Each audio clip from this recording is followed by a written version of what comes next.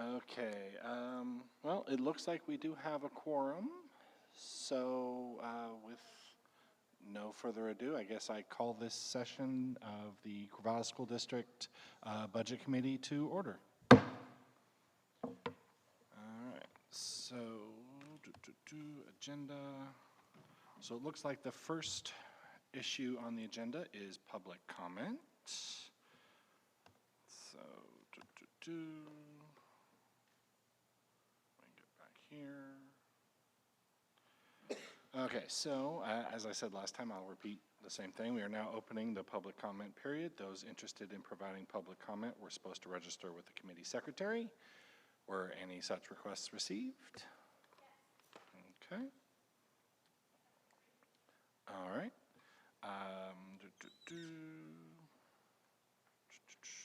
So the complete guidelines for public comment were available on the registration table, but when it's your turn to speak, please come forward and have a seat. State your name and direct your comments to the committee. You will have 3 minutes with which to make your comments. You'll be alerted when you have 30 seconds left and when your time is up. Following your comments, the committee will have 3 minutes to ask clarifying questions. Please recall that the Budget Committee does not set salaries, benefits, staffing levels, or decide if a program service or program should be provided. Comments related to district goals, priorities, policies, and programs should be directed to the school board during their next regularly scheduled meeting, and speakers may offer objective criticism of the proposed budget, but the committee will not hear any complaints concerning individual district personnel. If you are commenting in regards to a request for an increase or decrease to budget expenditures, please note that this budget has been balanced. So it would be helpful if, in addition to any proposed increase, you also identify a corresponding decrease, and vice versa. So with that, let the secretary call the first person.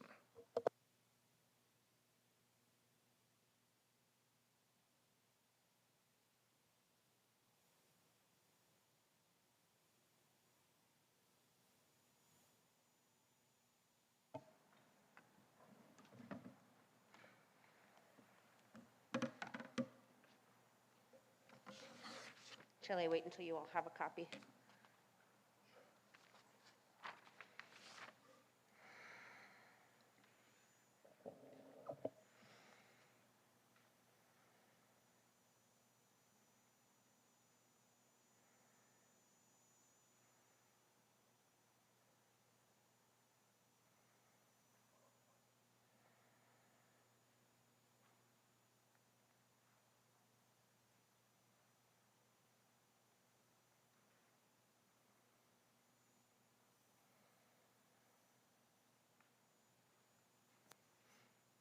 Ready for me? All right. Whew. I'm very nervous. My name is Naomi Hartman. I teach music here at Lincoln Elementary and I live in Corvallis. I attended last week's budget committee meeting and I learned a lot. Our district is in the unfortunate position of having to make staffing cuts in order to keep our budget balanced. Our district wants to make these cuts in a way that has the least negative impact on our students, especially our most vulnerable students. Our district cares about equity, and our district is still learning how to make sure our actions match our words in terms of equity. So I'm here to say there is only one equitable way to make staffing cuts, and that is from the top down, not the bottom up. There are 2 relatively simple reasons for this. First is the impact on students, and second is the impact on the individual who is losing their job. I will explain the second part first. A person whose district-level administrative job is being cut is going to land on their feet. They have a strong white-collar resume that will take them to a new school district to do amazing things in a similar position. They have also been living on a 3-figure income and likely have safety nets in terms of their financial situation that can help them to weather the difficulty of a job loss. When you cut our lowest paid employees first, the negative impact on their lives and families is, I'm just going to use the word inequitable in an attempt to keep my language polite in this venue. Now for the impact on students. There is one very concrete way to measure an employee's impact on our students, and that is student contact time. The employees who interact directly with our students on a daily basis, an hourly basis, a minute by minute, all day, every school day basis, those are the employees who have the greatest impact on our students. Our teachers, and by that I mean all of us, classified and certified, have the greatest impact on students. I would also include custodial staff, transportation staff, food service staff, and principals, essentially all building level staff, in the category of employees who have the greatest impact on students. This does not mean that our district level administrative staff do not have an impact on students, but that impact is indirect. Their job is to make decisions and manage logistics at a broader district level scale. They do not interact with students on a regular basis. They have little to no student contact time. Now, the decisions they make are important. They can make it easier for our students to succeed or harder for our students to succeed. Our district level administrators can make the jobs of teachers easier. Sometimes they make our jobs possible, and sometimes, especially when they make decisions without our input or when our input is ignored, they make our jobs harder. At the Budget Committee meeting, I was bothered by the repeated emphasis on the fact that we hired more inclusion assistants, more second adults in the classroom using COVID funds, and that because that funding was temporary and those positions were advertised as temporary, that somehow that justifies cutting those people now. I understand that it is a fact that COVID funding is what allowed us to hire more IAs and that that funding was temporary. But I want you to know that our inclusion assistants are not disposable. They are essential.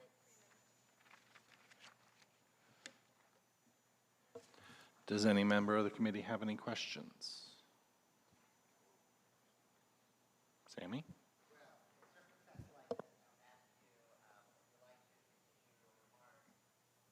Would you like that, or would you like maybe to entertain any questions? Would you like to continue your remarks or maybe entertain any questions first? Yes, I would love to continue my remarks. Please do. Okay. We needed IAs in the classroom before COVID, and our teachers and students suffered because we didn't have them, or we had so few. We needed IAs during COVID, and the negative effects of the pandemic were mitigated because we had more of them. We need IAs after COVID, and if we lose them now, the impact on our students will be devastating and irreversible. COVID funds made it possible to hire more IAs, and that was the right decision on the district's part.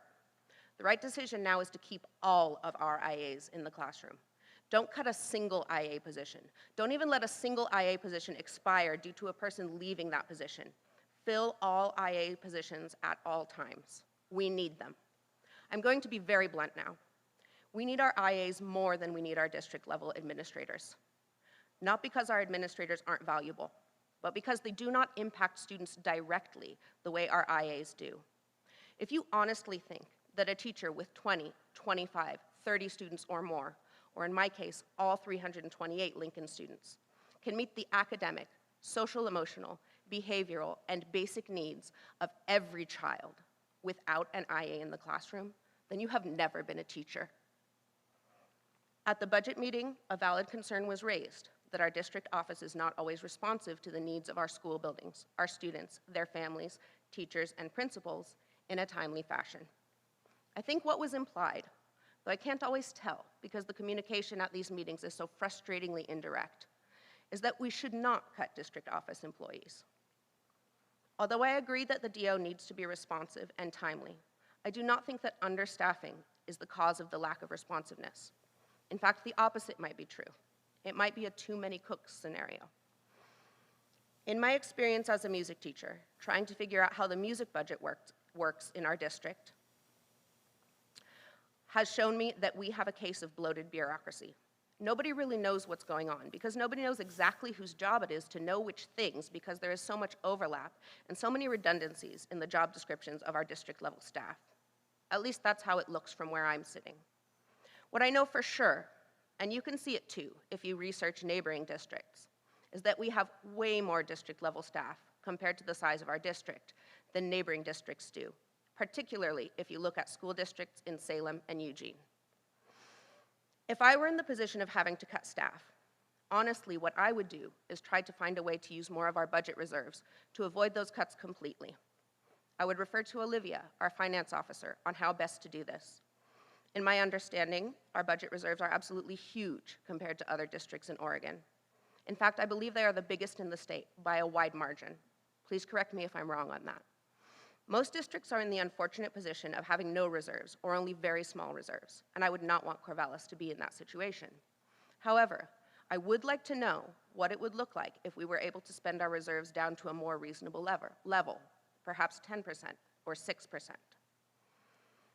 If the district is absolutely sure that spending more of our reserves is the wrong thing to do and we must cut staff, then I would cut from the top down, starting with our district level employees.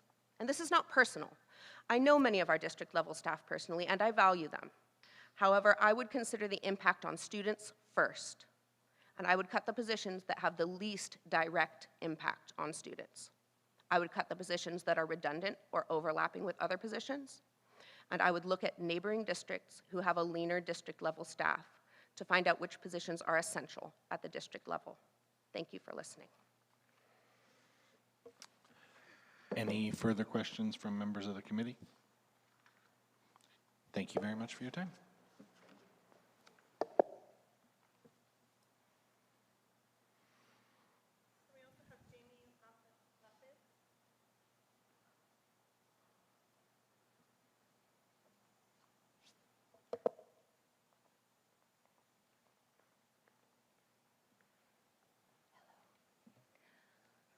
Public speaking is not something I enjoy doing. No. Right here. You got it. My name's Jamie LaFollette. I actually live in Tangent. I don't live in the school district, but I do work at Bessie Coleman Elementary, and I have for 2 years as an inclusion assistant. I want to read to you what I found on the Oregon State Board of Education policy and procedure on what their mission, vision, and values are. Their mission is to provide leadership and vision for Oregon's public school and districts by enacting equitable policies and promoting educational practices that lead directly to the educational and life success of every student.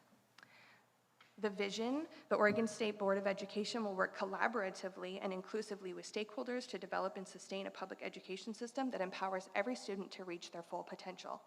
There's a long list of values that they have.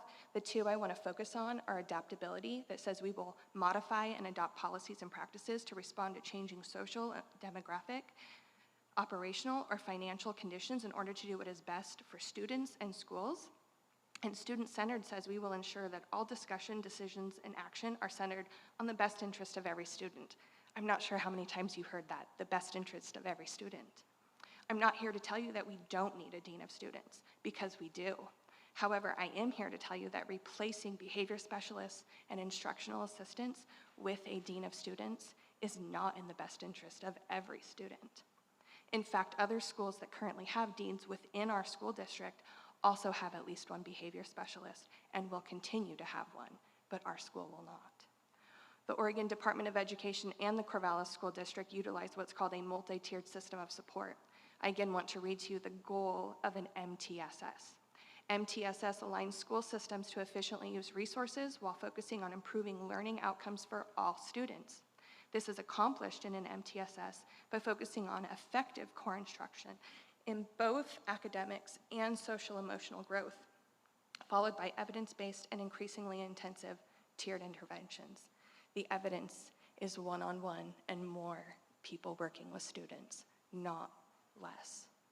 No matter how amazing or capable a dean of students will be, there's no way for them to fill the void created by the loss of support staff, staff that help utilize an effective MTSS through small groups and behavior intervention and skill building.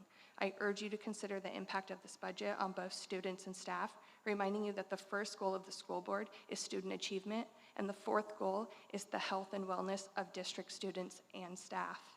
We are really excited to hear about the budget increase that has just passed and hope we can return our schools to a state that will be best for students to grow academically and socially and emotionally.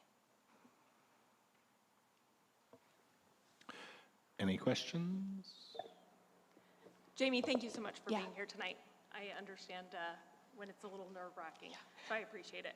I do have 2 questions. Sure. How much time does your principal spend with students? I don't know. Okay.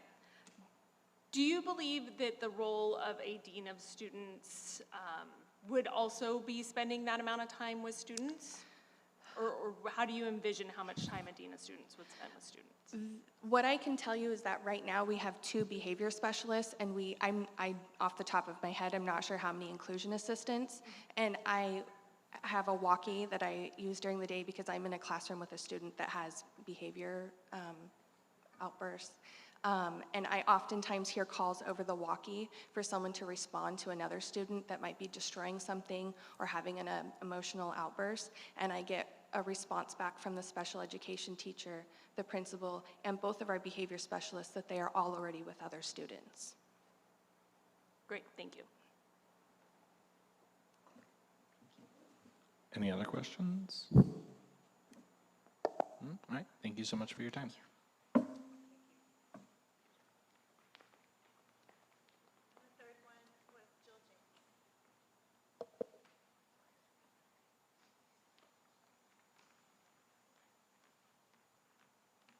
is becoming a regular thing. Already on? Yes, it is. Hi, I'm Jill. Oh, well, that was really loud. I'm Jill James. It's nice to see all of you. I teach at Bessie Coleman. Monday night at 9 p.m., I received word of a historic situation, the funding of K-12 education in Oregon. And do you want to know where I heard it from? I heard it from a passionate and dedicated classified employee who has been working tirelessly to support students by advocating locally and in our capital since budget cuts were announced. This was a huge win, and it was what we have all wanted, and many of us have been working for and speaking out about and fighting for, educating ourselves so that we can educate others with letter writing campaigns and research and rallies and creating community awareness and testifying, speaking here. And our union members and the OSEA members and families and students deserve recognition for making this new budget a reality. So I would just like to go on the record saying that I feel like they're due a huge round of applause from a lot of different people because I think we're sitting here with this budget because of that hard work. I get that for political reasons that are outside our control, that money is not sitting in a big pot in front of us, and so we still need to talk about the budget that's going to be adopted tonight, and I'm not unaware that it will be a bit of time before, and I believe that, Olivia, you had stated $1.5 million will likely come our way to our school district in the 2023-2024 school year. So I think we should shift our conversation a little bit away from all the negatives and think about, as I asked in a prior meeting, ask the teachers, like, what is it that we need and what is it that we want? We need support. Yes, this includes inclusion assistance in every classroom, specifically during reading and math. It's the only way we can differentiate instruction and provide RTI support for kids that have skills they still need to build. And it can include deans, but also behavior support at every single school. A dean cannot do this job on their own, which may sound confusing because I feel like from the outside looking in, it looks like the dean is the answer. And I will tell you that there are other people with really critical responsibilities who are often called on to be a part of the team that supports students, but they have other jobs.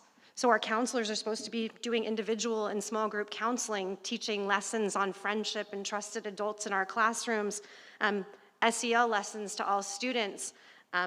Our abundance of mental health therapists, they have a caseload that's very specific with therapeutic goals for very specific students. They're not available to all students all of the time.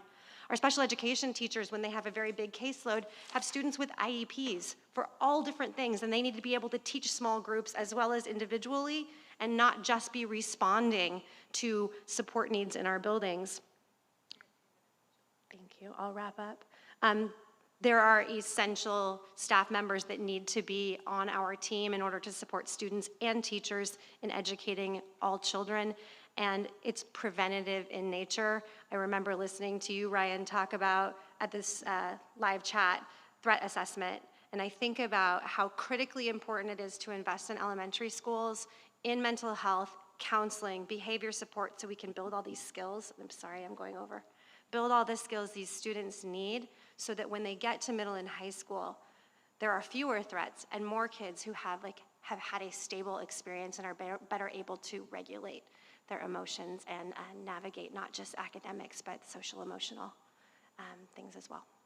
Thank you. Sorry. Any questions? All right. Thank you. Jill. Hi. Hi. Thank you for being here yet again this week. I appreciate it. I do have a few questions.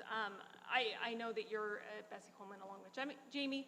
How much time do you feel that your principal spends one-on-one with students or in direct relations with students? I would say that principal's job is really large, and I think that she often has a one-on-one experience with a student because there's a behavior support need that cannot be met by another adult. And so in that sense, I think so. But outside of that, not in like a small group setting or an instructional setting. She might pop in for a walkthrough for a teacher evaluation and see and engage with a student, but that's not her role, no. Additionally, how frequently do you see the elementary school coordinator that works at the district office? Who's the elementary school coordinator? Amy Leeson. She's in the building a lot. I don't know that she's in classrooms a lot, engaging with students. Great, thank you. Mm-hmm. Thank you. Any other questions? All right, thank you so much. That's all of them? All right, then hearing no further comments, the public comment section is now closed.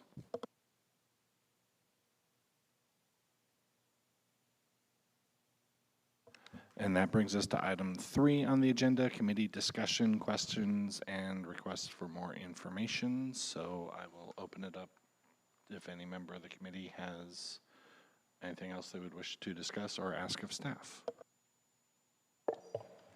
Vince? Oh, thank you very much. I would like to propose a revision to the budget. I don't think we're to the point yet where we're making motions. Okay. However, if somebody wishes. Oh yeah, I should have my mic on. So I don't think we're to the point yet where we can be making motions. So let's hold on to that till we get to that point, and then we'll see what happens, okay? Okay. I had some questions that I had sent in this week. I'm not sure if they were circulated. Did you want to approach sure. them in whatever way you I've find appropriate? collected all the questions that have come in the last several days. There were some common themes, and so rather than just like repeat the question and then answer that question, there's really like 4 topics that I want to kind of touch on. One is the state school fund allocation, one is general fund reserves, one is supporting student behavior needs, and then the last one has to do with staffing reductions.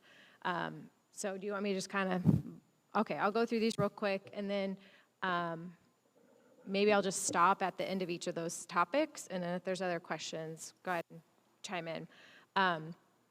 So great news about state school fund appropriation. We know that the allocation for 23-25 is going to be $10.2 billion, which is fantastic. A lot of the advocacy work that's been done over the last couple of months has proven to be pretty effective.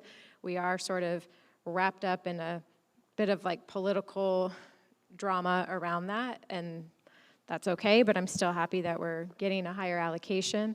The timing of when we get that is kind of now the latest and greatest hot topic. But what I would say is, yes, with a $10.2 billion state school fund allocation, that means the district will receive about $1.5 million in additional state resources next year. We don't know when we'll start getting that funding. And I know that districts across the state right now are doing a lot of cash flow analysis because that's kind of the new situation on the horizon. It's not an issue for us. We do have reserves that we, have as cash in the bank that we can float the lack of that additional funding for a few months. So what happens if the state doesn't adopt a budget by June 30th, there is a continuing resolution that's already in place. And so really what that means is the current allocation of $9.3 billion for the 21-23 biennium moves forward. So we'll continue to receive funding from the state. It just won't be at the higher level. So we'll kind of keep our eyes peeled on that. We don't anticipate any real movement or change at the state level anytime soon, maybe on June 25th, but that's a big question mark. So I've gotten lots of questions as well about, you know, how much more we'll be getting, what does that mean, what are we gonna do? Really the two things on my mind right now, there's really one thing that's weighs more on my mind than the other. Student enrollment is the biggest driver of our state school fund dollars. And so there's always a lot of anticipation leading up until the start of school to see if we actually will have all of the students that we assumed we would. The biggest driver right now is the fact that we assumed what our licensed, certified, that's an interchangeable term for those that don't know, because I find myself using both of them sometimes differently. So our licensed staff, we are currently bargaining. I think it's pretty safe to say that at this point in time, what the cost of those salaries and benefits will be for our certified group is going to be more than what we've included in the budget. We don't know what that's going to be, and we probably won't know for some time. And so it also makes up 45% of our general fund budget, licensed salaries and benefits. So that's the big thing that's weighing on my mind is that of that $1.5 million, I don't know really how much of that is really unencumbered at this point because we have some of these significant assumptions still unknown at this time. That being said, yes? Yeah, I was just going to ask on that, because I remember at our last meeting, we were told that we needed the state to fund $10.3 billion to keep up with the costs. So we got almost that. So that, I mean, is very encouraging. So it made me wonder, like, does all of this need to be, you know, revised? And now hearing you come back with more, you know, negative Nancy news, sorry.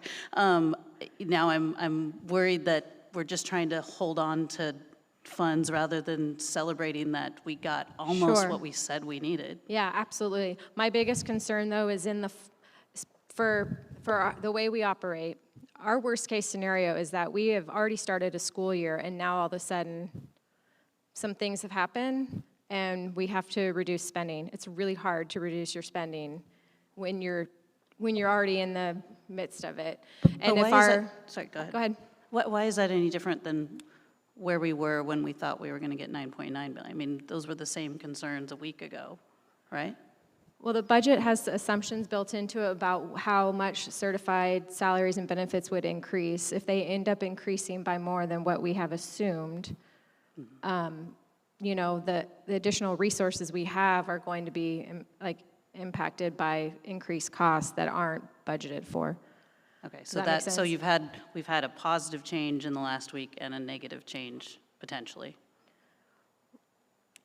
Potentially, yes. for the budget purposes. Not necessarily negative, but a more costly. Yeah, negative on the budget is what I meant. I was going to say it's not negative for the people that will get paid more. Yes. Right. And obviously, the budget's really large, and there's a lot of moving parts to the budget. So the state school fund allocation is a huge part of the budget. And again, great news that we're getting those additional resources, but there's always a lot of other things at play happening at the same time all year long, not just this time of year. And so our approach when we don't know how much something is really going to cost yet, and we know we have some extra money, we're going to be hesitant to spend all that extra money right now on something. And I'm not saying like what that may or may not be, but that is, it's a little, gives me a little bit of anxiety because we don't know yet what certain things are going to cost. And if they cost more than what we budgeted and we decide to use that money on something else, then we will have to make another reconciliation. And that's a hard position to be in when you're in the middle of a year versus like this time of year, because you know we still have time to like make changes and implement things before school starts. So that's my only concern about the extra money right now. Totally welcomed, really happy to have it, but the fact that we're still in bargaining and will likely be in bargaining for a little bit still is that's a huge factor in our budget that's unknown at this time. So we met for negotiations on Wednesday. So that's why this is new information. And also recognizing that our association sees that we have additional revenue coming in as well. And so that's part of the conversation that we have to have. Yeah. And some of those conversations we have are similar to this context of staffing levels and compensation. We want to pay people a fair compensation. If you are like heavy on one end, then you generally have to, shorten on the other end. So it's kind of finding this happy medium in between fair compensation and staffing levels that feel, like everyone's. It's this push-pull, because we could give significant salary and benefit increases, but in order to do that, we'd have to reduce staffing, and that creates its own issue with staffing, in that your class sizes are higher and your workload is large. Like we just need to make sure we're not tipping the boat one way or the other. Well, that's where it seems that the educators' input would be the most important factor on that, right? I mean, We definitely heard from the educators on Wednesday when we were bargaining. Because my concern on that is, and this is something that I'm experiencing in my work too, is it's also can turn into a feedback loop of staff. If compensation is not high enough, we cannot keep staff. And then if we can't keep staff, workload goes up and compensation doesn't, and then word gets out, and then you have a hard time filling positions. I see that at my job. We have positions we cannot fill because the compensation is not enough, so we can't keep people in it. So, as you're saying, it's kind of a push and pull sort of deal. Yeah. There's not an easy formulaic equation that we can, it requires a lot of collaboration, it requires a lot of creativity, and it requires time. In terms of the length of time that we will spend completing this process with bargaining. Okay, so are there other questions about state school fund money? It's great. It's really good news. The political drama is not so fun to be wrapped up in, but when we really think about the fact that what allocation we're looking at, that's fantastic. And pretty much like Nikki said, we got really close to the number that we were asking for, and so super appreciative of that. Olivia, I have a question. So, assuming that continuing a resolution, assuming that political shenanigans ensue, we've been promised $5.2 billion, an additional $1.5 million. Assuming that we have to rely on the continuing resolution, how long can we persist on current reserves? And that, what I would say is, ending fund balance and contingency in those. How long can we persist across the summer and continue operations? Yeah. Rough ballpark. Sure. Our colleagues at OSBA and COSA asked us to really look through the end of September, so the end of the first quarter. When we looked at the end of the first quarter, we didn't have any concerns. So thereafter, our ending fund balance and contingency would be exhausted, and we would have to look at the rainy day fund to continue after September? Yeah, and roughly. And in terms of the timing of when a session would then be called to actually formally adopt a budget, I haven't heard really anything about that, and so I don't know if there's any approximate time frame on, I don't think that scenario's been proposed yet. It will be, it's not just going to be impact education, obviously. Clearly.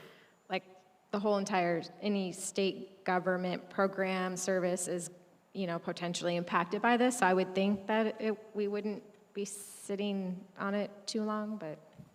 So those with ample reserves would be in a more comfortable position, and those with more thin reserves would be feeling quite a bit of fiscal stress, in the fall.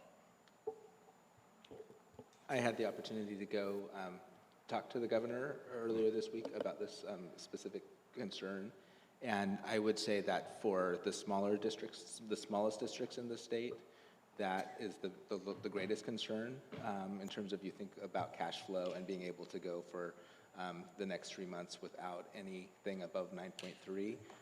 I'm mostly worried because of our financial position. I'm not as concerned about us as I am about some of my colleagues in smaller school districts.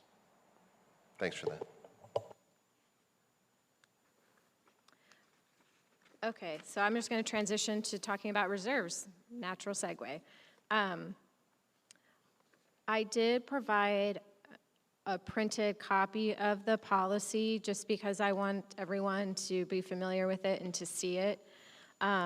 Sometimes we get questions about the policy, like our opinions about the policy, and I mean, it's a board policy, it's not my policy, and so I'm not going to speak for the board in terms of the development of the policy, changes that have been made to the policy. The board does seek input from Ryan and I on occasion on these issues. My takeaways around our policy is that it's very comprehensive, it's very prescriptive, and it includes a lot of detail.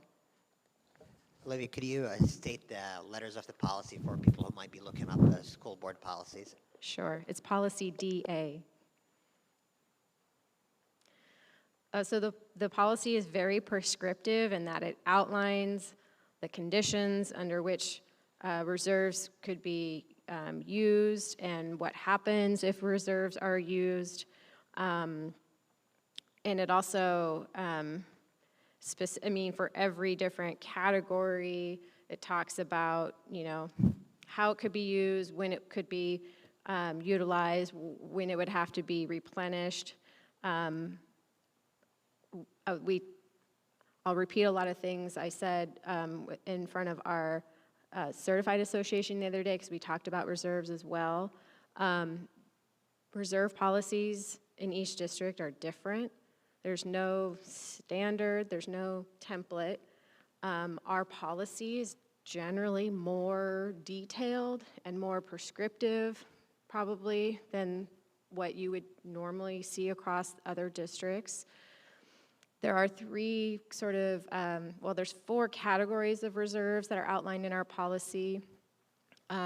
Operating contingency at 2.5% is common, in my opinion. In my experience in other districts, that's been the case. And an unappropriated ending fund balance target of 5% is also very common.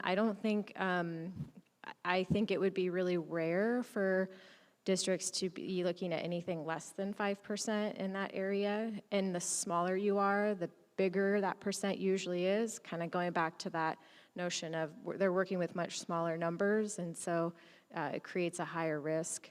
The third category is that rainy day reserve. That's more unique to Corvallis specifically.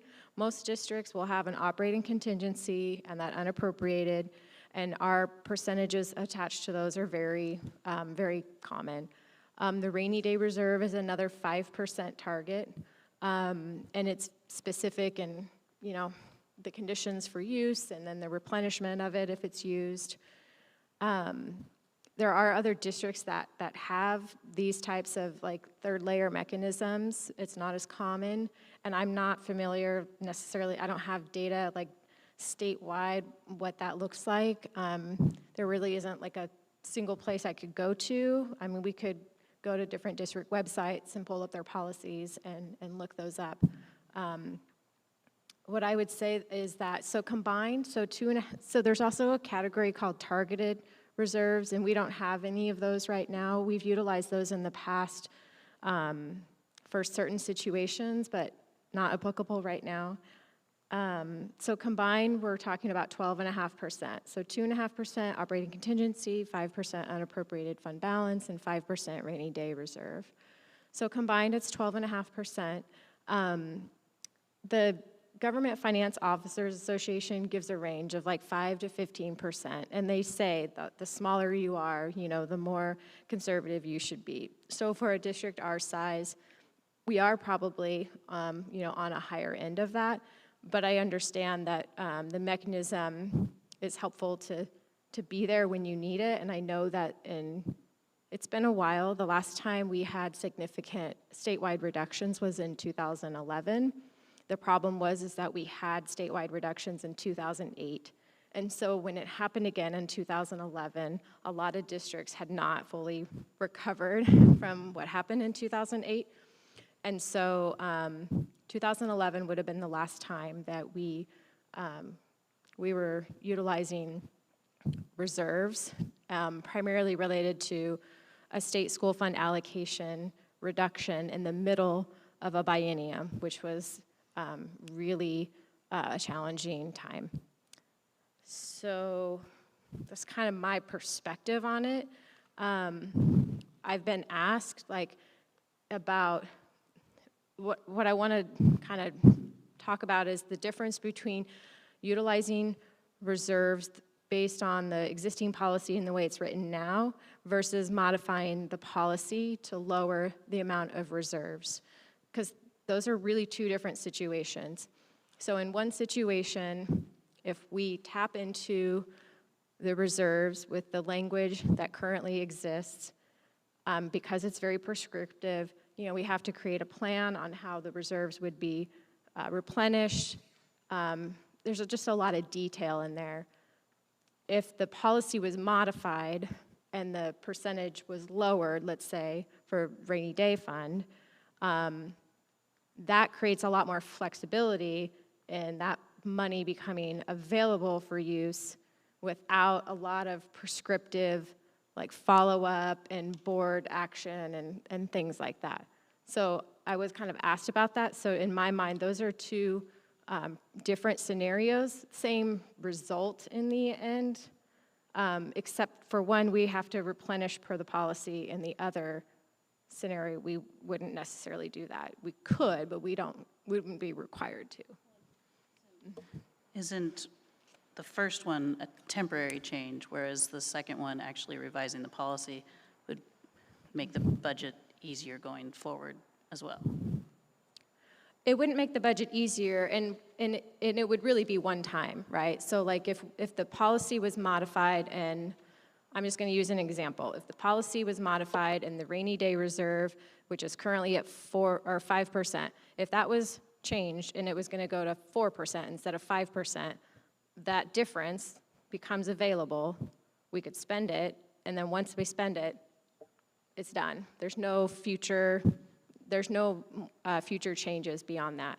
The level of reserves changes from one year to the next because it's tied to our revenues. So if our revenues continue to go up year over year over year, we still kind of keep a percentage of that tucked away. If our revenues were to decrease from one year to the next, that actually frees up some of that money because it's, we tie it to the 12.5% of resources. But if the board revises the policy to say that it needs to be 4% instead of 5%, wouldn't that be applied in the future too, unless they changed it back to 5%? Oh, you mean Yeah, in the future? Yeah, in perpetuity, Okay. yes. Sorry, I didn't understand that question. A follow-up comment. I really appreciate you going over this in detail, and I've been on a few other budget commissions before, and seeing different policies is really helpful, especially over a period of years. When you go back and think, oh, we did such and such a couple years ago, maybe not such a good idea. And I understand the difference that you're talking about within the policy, making adjustments for that year. But I think that the time to talk about changing policies is any time except when you're trying to pass a budget. Because every year in my 30-plus years in public institutions, every year is a bad year financially when you're in it.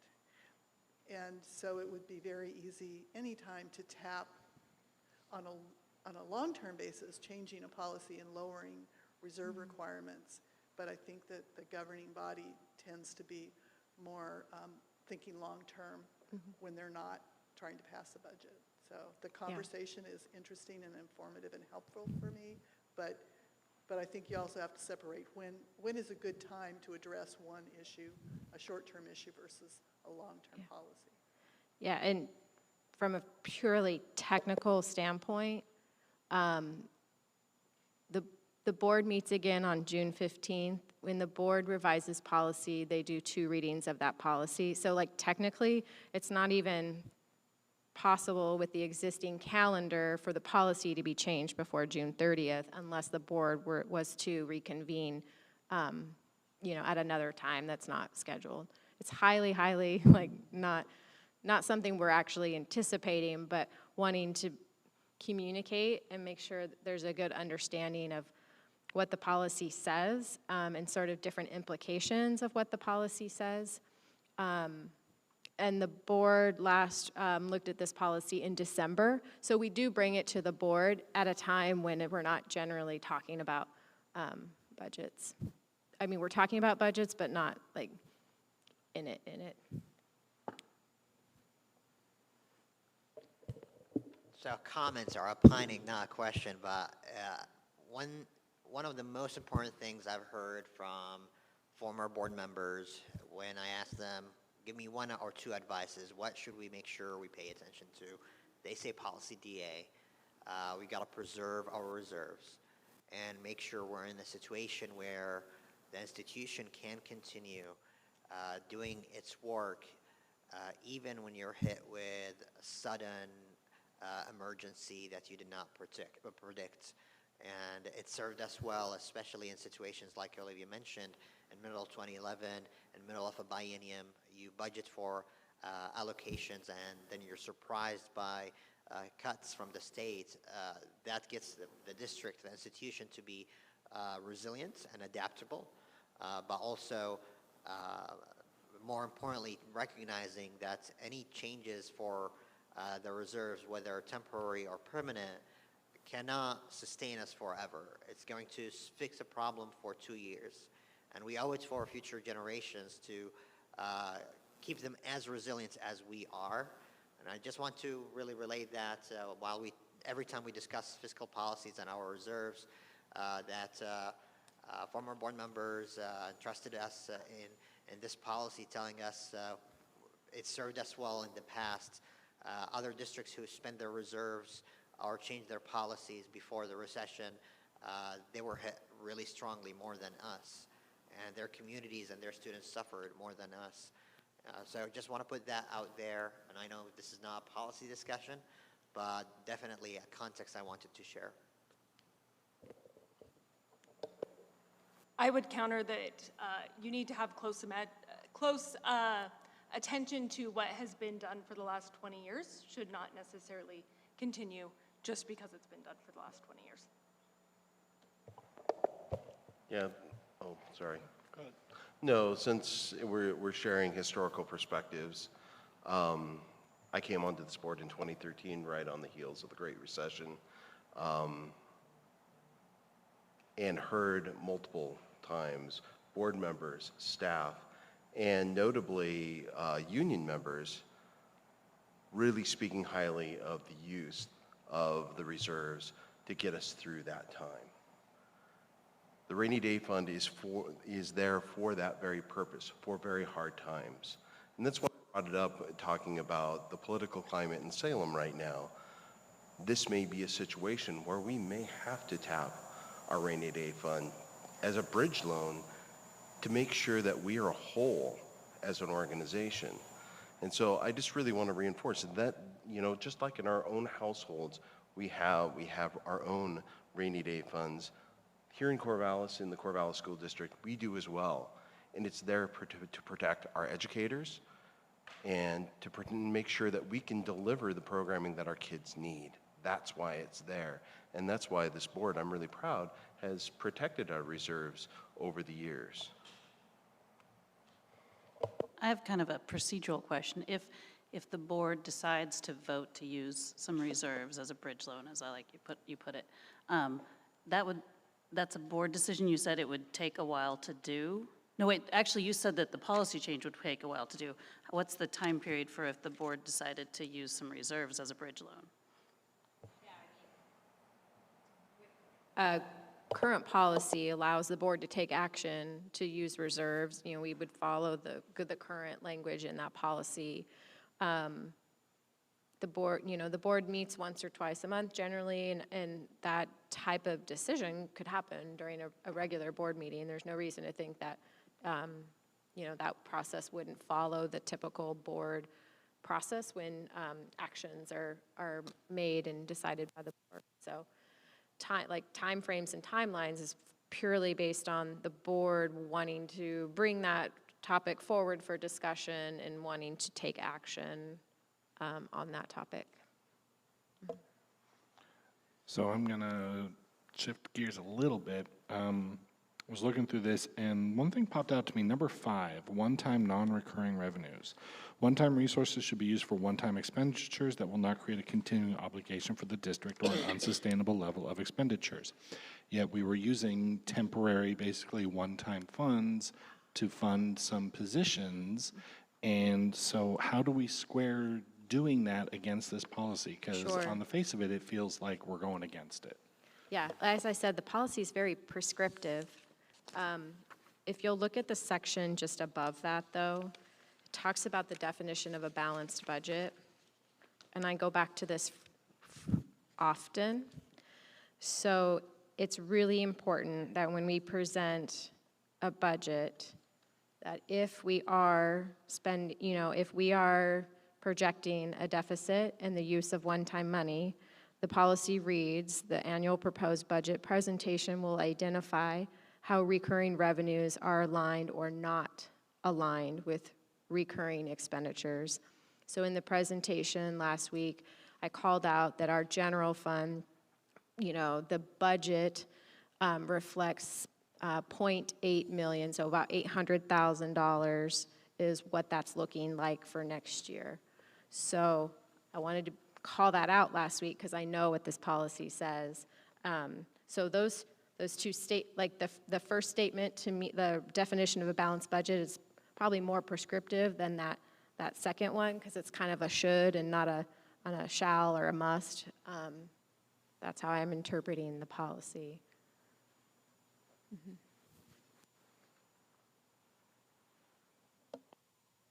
Okay. Good with reserves? We'll move on? Okay.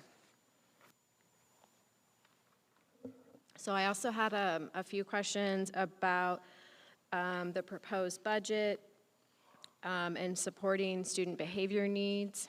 And so I kind of wanted to provide some additional background on what's included in the budget to support student behavior needs and some of the decision-making around some of the changes that are reflected in next year's budget. And so I'm going to kind of read some of my bullet points here. First, we've been hearing from staff, particularly at the elementary and middle level throughout this last year, about the need for a systemic approach to positive student behavior that is aligned across the district. We've been hearing that need loud and clear for the last several months. That feedback was provided much earlier in this year, and so when we undertook budget development for this year, that was definitely, one of those considerations we were working to address. So in terms of the proposed budget and this feedback that we've been receiving, the proposed budget does include 64 FTE and $6.5 million in funding to support students and staff in addressing behavior needs. This includes 36 licensed FTE at $4.3 million, which consists of counselors, social workers, mental health therapists, dean of students, middle school alternative education teachers, which are new positions proposed for next year, and our elementary social and emotional growth teacher. The proposed budget also includes 27 classified FTE at a cost of $1.8 million. That includes mental health skills trainers, campus behavior support positions, student behavior support, and elementary social emotional growth assistants. The budget also includes 1.0 FTE administrative positions, our student services coordinator, and that position is our district level position that oversees behavior system, crisis interventions, and responses. The budget also includes about $200,000 for professional learning related to different trainings and conference opportunities with Crisis Prevention Institute, which we often refer to as CPI, collaborative problem solving, which we often refer to as CPS, positive behavioral interventions and supports, which we often refer to as PBIS, Character Strong, Caring Schools Community. Caring Schools Community is the curriculum we use at our elementary level. And so there is some funding in the budget for professional learning with regard to those topics as well. So I'm gonna kind of shift and focus on like elementary school stuff and then middle school. So in response to supporting our elementary schools, we did do a lot of work several months ago to collaborate on how we can create better systems to have more alignment at our elementary level with how we support students with behavioral needs. The outcome of a lot of that work was funding to increase the number of highly qualified licensed staff for dean of students at our elementary schools to support student behavior and social emotional success. So the intent of these positions, which we currently do have at 4 of our elementary schools now, the intent of these positions is to deepen the understanding of core social emotional curriculum, support school staff with implementation, support classroom management plans and individual student plans, build capacity for all staff in active supervision, and work with school principals on systems to support all students to be successful learners. These positions are intended to be both proactive and reactive, but more proactive and systematic than we've been able to build as to date, as our current systems are fairly reactive. As I said, we have 4 elementary schools in the district, Garfield, Letitia, Carson, Lincoln, and Mountain View, that have already shifted to this Dean of Students model in their schools and have experienced success in these areas. Can I ask a question about that? Is the Dean of Students something that the teachers and counselors, that they wanted the Dean of Students, or was that something that you hear the actual teachers and counselors want? Well, we have 4 schools that have them, and using their experience and obviously building this district-wide plan for elementary schools, that was a big factor in the conversation, was how those teams have been successful. Okay, so the ones that have them, they think they're worthwhile? Because I didn't know, and I think one of my questions was, how much does one Dean of Students cost compared to, an educational assistant? How many educational assistants can we have for one Dean of Student? I'm really not suggesting we don't follow the Dean of Students plan, because it's not my expertise, but since it's a new idea for me, I just want to know the information. Yeah. Jen Creda is a Dean of Students. And she does a pretty good job. Okay. Yep. Okay. So we knew that simply, adding a handful of new licensed position, obviously there's a cost attached to that. The plan is not cost neutral, but we did want to achieve some level of cost neutrality with this plan. And we knew that we would have to make some trade-offs. And at that time, our trade-offs included reducing the number of classified behavior support positions in our elementary schools as we shifted to this new model. In our elementary schools with higher demonstrated needs, so Garfield, Letitia, Carson, Lincoln, Mountain View, the 4 schools that have this model in place already, we reduced 1 of the 2 classified behavior support positions. And in elementary schools with lower demonstrated needs, which would be Adams, Bessie Coleman, Catherine Jones, Harrison, and Franklin, we reduced both of the positions.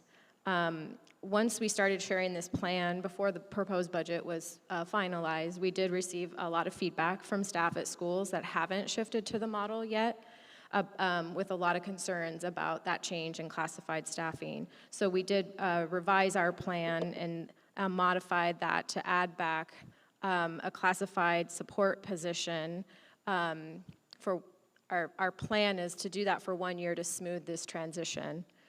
We build a budget, every year, so obviously these are things we monitor and evaluate throughout the year, and I'm sure this is definitely an area we will be, focusing on and monitoring.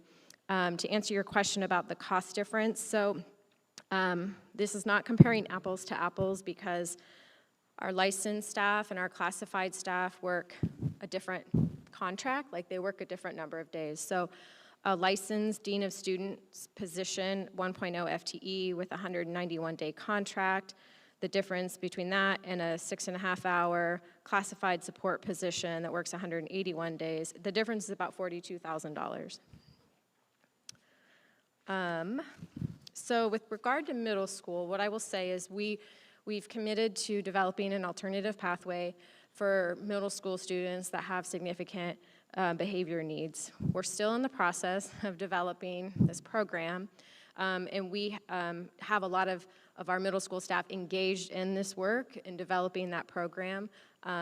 We did include funding in the budget for teachers to serve this program, but like we're early, like I don't know if Ryan or Melissa would want to add, but like we're really in the early stages of this still and continuing to work through different barriers and challenges that have popped up along the way. So I don't have a ton of detail about that, but we're committed to it and we're working on it and we intend to have something in the fall. So how much funding was there in the budget for that? We've budgeted for 2 full-time certified positions to support that work. To support the Middle planning? school, the middle school program. It's a small number of students. Really? I mean, so that's the idea? I mean, because I assumed it was going to be, the same idea of like College Hill as an alternative school, but it would be for the middle school, and it does seem really needed at the middle school level, having a child there. I get the daily announcements. But is that, or if it's going to be so small, you're only going to have it staffed by 2 people, I guess it's not going to be what I was anticipating. So again, we are still working through the details of that. In fact, I have a meeting tomorrow afternoon with middle school staff, certified, I think primarily certified staff, but classified. I've been attending those as well. And so we have been looking at two programs. One that would be supporting students who are spending time for portions of the day in that program and also out in other classrooms, so kind of a combo of those 2 places. And then an additional program that is specifically for students who aren't, whose skills don't allow them to currently be potentially accessing those other classes. So we're looking at how to create a continuum of service based on student need. And so while, so we're beefing both of those up, basically, is what we're doing. I have a question on the same subject. Ryan, we had a conversation on this subject, several weeks ago. Can you discuss, compare and contrast the difference between the program that you're developing at middle school level and College Hill? Because I think a lot of people are having that misconception that I had as well, is that we're building an alternative pathways program at middle school, and that's not really what's happening. I think one of the differences between the 2 programs is that one of the things that makes College Hill specifically successful, in my mind, are you hearing ringing? Okay.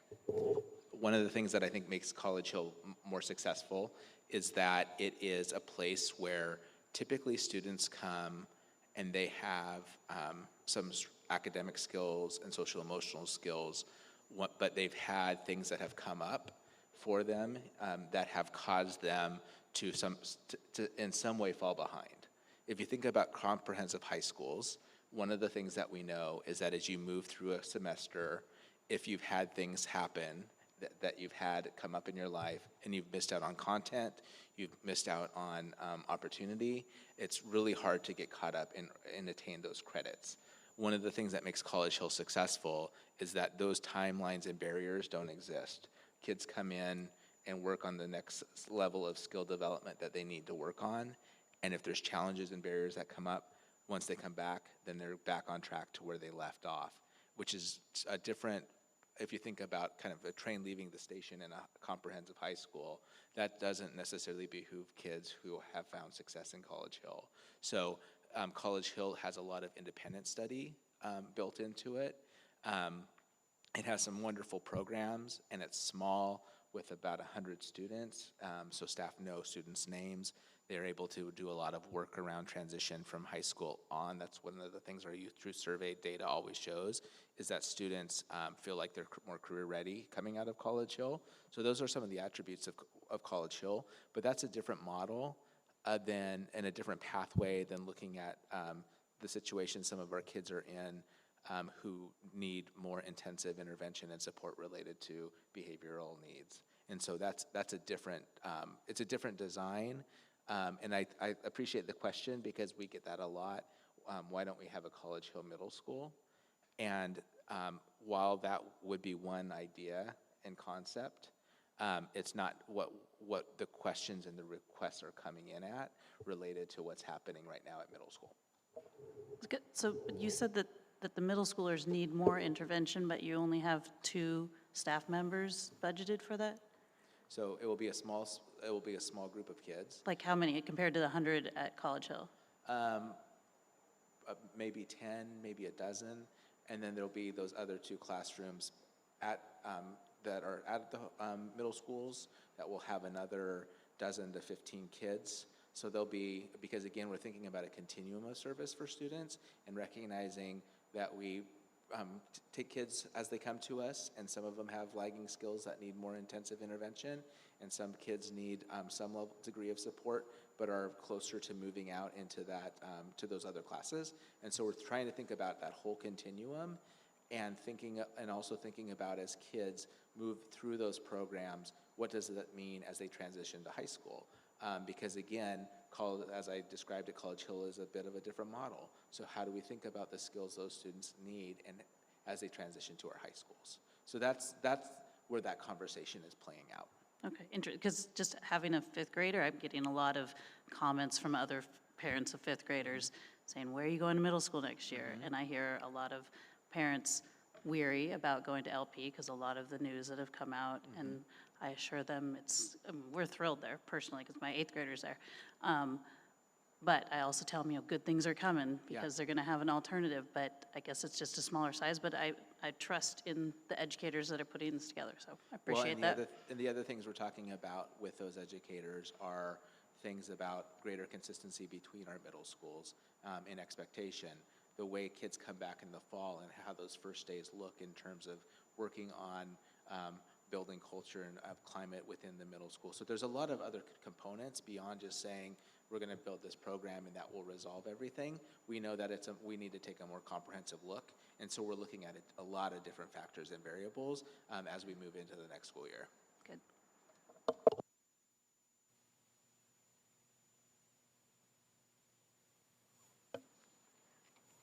Are there any other questions about funding to support behavior needs?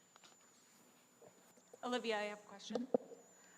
So you mentioned that there's 4 schools with the Dean of Service and that has decreased the behavior incidents in the schools. However, one of the questions that I asked was for data about the behavior incidents in schools, and you were unable to provide that. So how are you measuring that success? Is it anecdotally, or are there concrete numbers that support that? So I didn't necessarily refer to it reducing incidents. It's reducing the way we respond to incidents that happen at school with a more systematic, proactive approach rather than a reactive approach. And that's the type of feedback that those schools provided when we were talking about making this like a district-wide elementary model. And so I'm not an educational expert by any means, but what I believe we heard was that it was a lot around building capacity. So it was a lot around building capacity with staff, all the staff in the building, on systematic approaches and alignment. I think alignment is a big component of that, and that's generally what when we hear feedback from schools, it often comes back to alignment, and that different schools do different things, and a consistency issue. And so in the schools that have that model, we don't see those types of issues as frequently in those schools. Is there anything that you would want to add? I would just say that I think that it's also not comparing apples to apples. When I think about deans of students and strategic preventative, we're talking in education speak about the idea of building a very strong, what we call green zone, so that all students are getting that opportunity to build community and be a part of something and understand the rules and the consistency. And then that dean of students is working with all teachers as a certified staff, being able to talk to another teacher and say, this is what I think you need to do in order to create this positive environment in your classroom, or these are the great ways that we know how to work with these students. We've gotten, some of our classified staff have said, it's hard to have those conversations with the teacher because I'm a classified staff and sometimes I don't feel confident to do that. So we are, the deans of students is I don't want people to think that now they're the ones that are going to be like, running after kids. Like, what we're trying to do is get to the place where we're not doing that. And we're creating an environment in the school where that is, that's kind of under control is kind of one way to put it, but also the idea that it's positive and it's a place where kids feel like they belong, and that feeling of belonging is a piece of that green zone and of those positive interventions. I have a question. You may have already answered this, so sorry if you did while I was not here. With the shifts, are the dean of students having the same level of support next year as they do this year in the current schools with staffing? Sorry if I missed that, but. Can you say that again? So the dean of students currently in the current schools have support right now, right? Mm-hmm. Are they going to have support next year with the changes with the budget?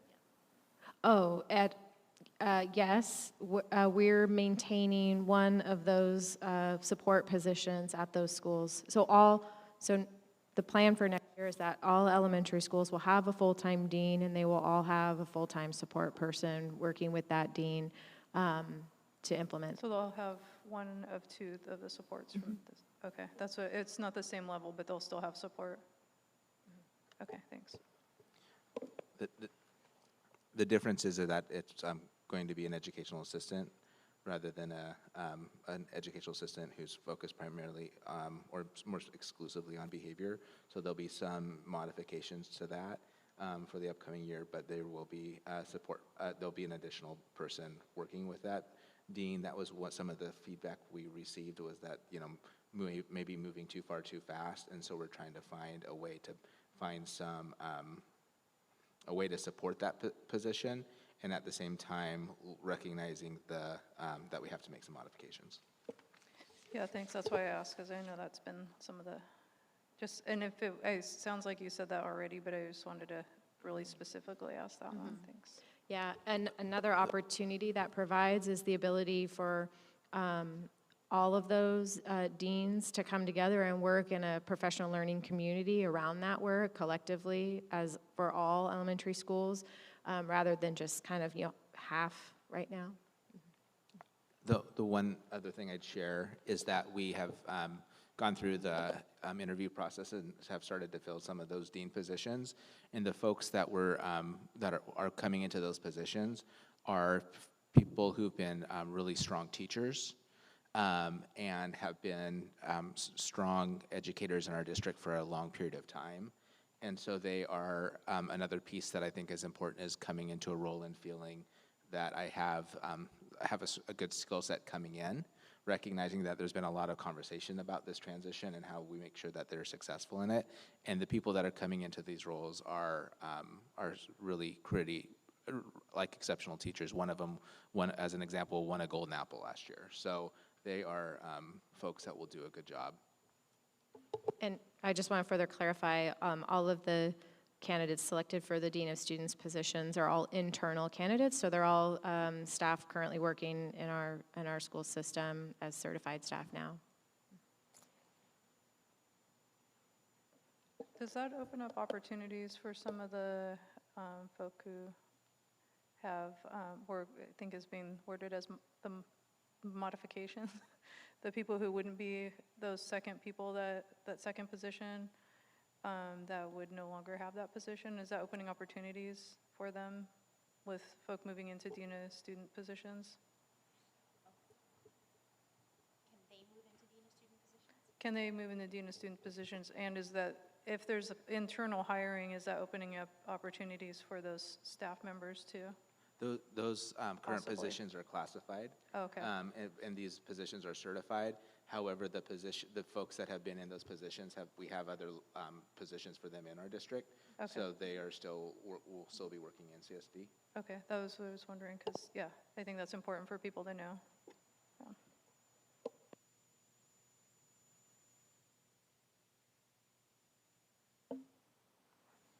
Any other questions on that topic?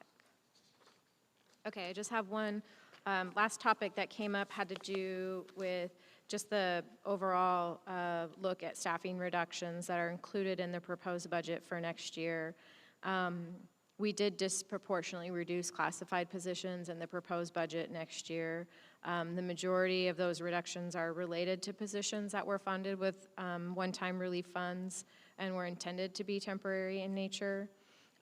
When you look at 21-22 actuals and you look at the current year budget, 21-22, you'll see that we increased licensed staff by 2 FTE, we increased classified staff by 37 FTE, and we increased administrative staff by 0.8 FTE, and you'll see that the proposed budget actually it looks like the staffing levels of 21-22. So kind of that same increases that we experienced are proportionately then coming back down again.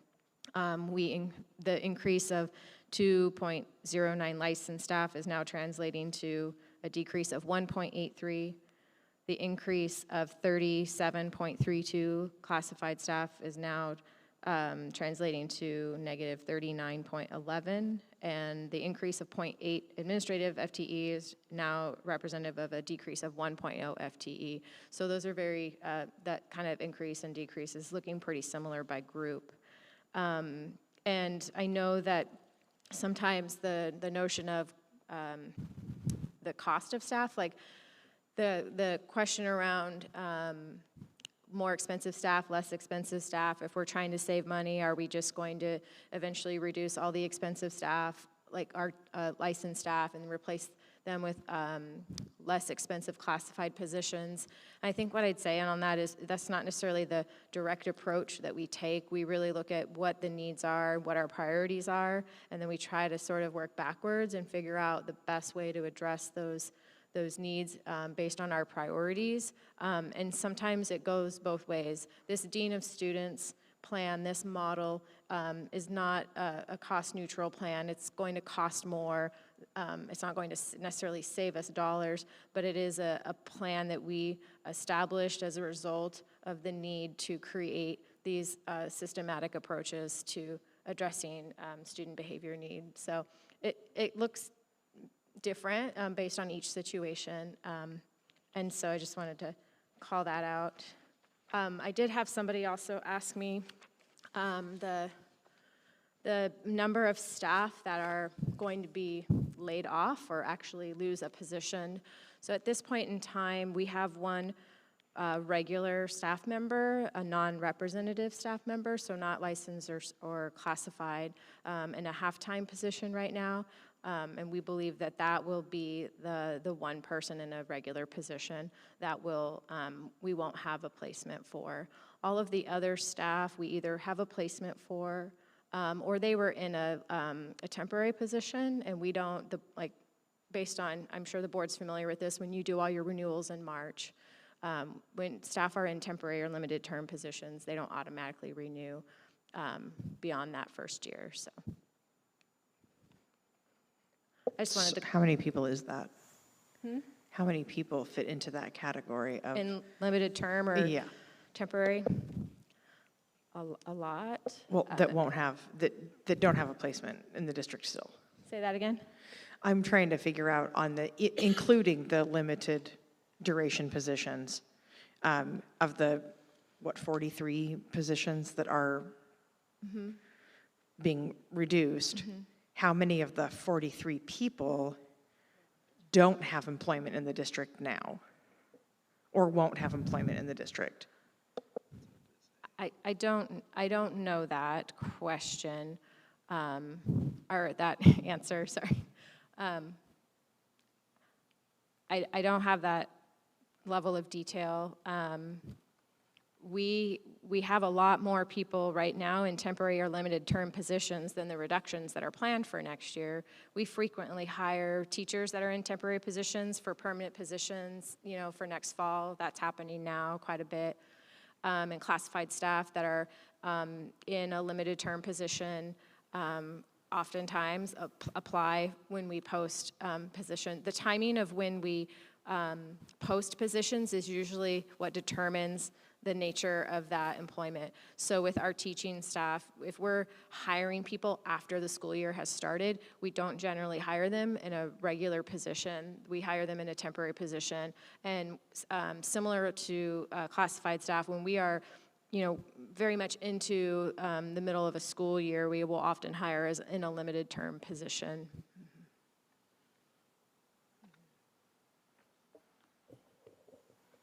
If I may piggyback on the last question, and this is based on two hypotheticals that we discussed with cash flow.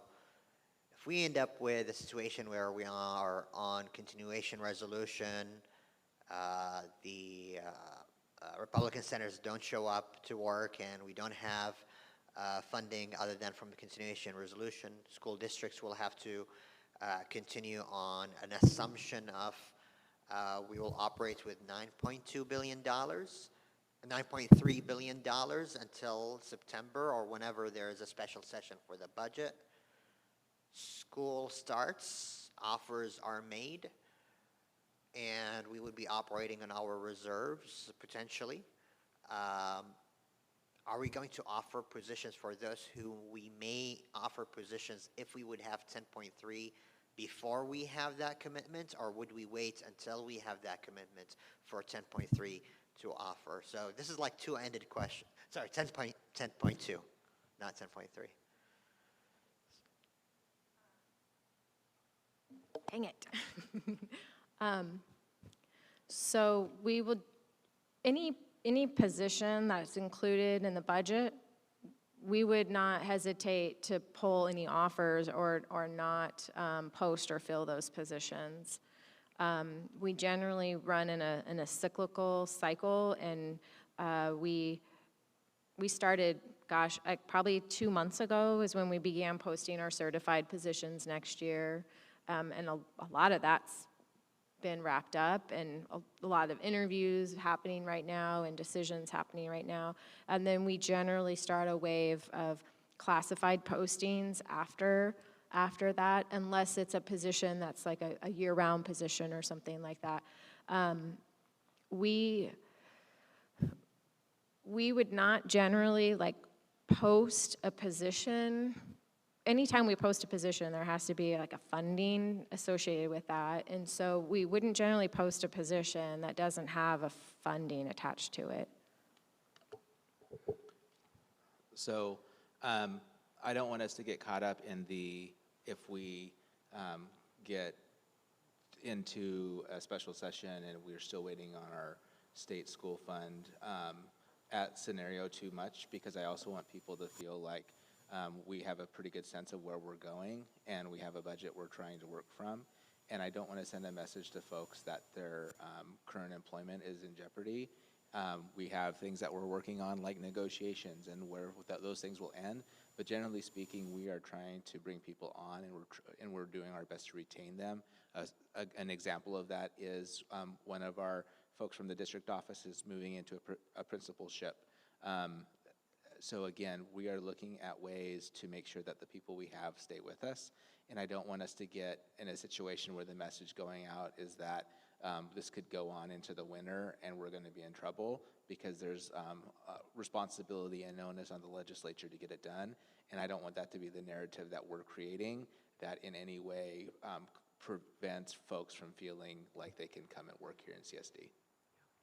Thank you, and really appreciate that. That's exactly the message that's we want to advocate for, that we got their back and we're going to make sure we protect their employment.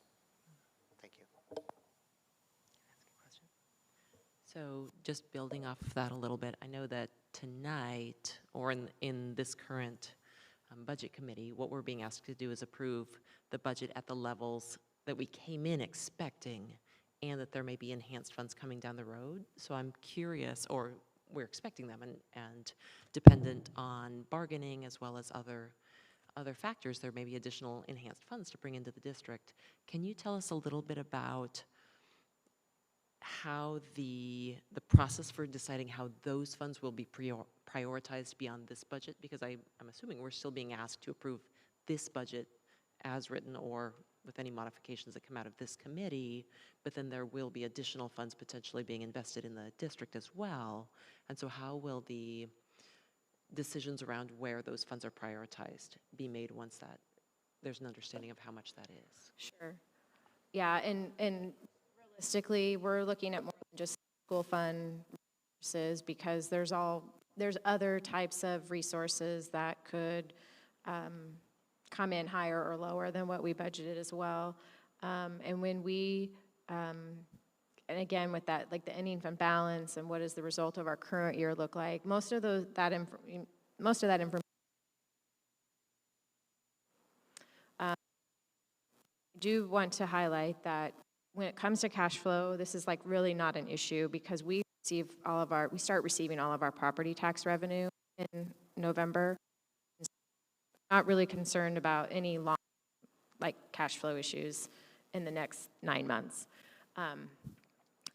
But with regard to the decisions that we may make if we have extra resources in the fall, I think it just depends on what's happening at that time. And I think it's really early to say what we could be looking at. I know like some of these programs in development, the needs for those programs might change in the next 3 months, and maybe it will require, different types of staff or different levels of staff. And so it's really just based on what's happening and the feedback that we continue to receive around what the needs are, and what we have to address those needs or don't have to address those needs. But outside of allocating additional resources, we also are always going to be looking at how we're spending our existing dollars too, and are there changes that we should be making where we're shifting from one area to another to address a need as well. So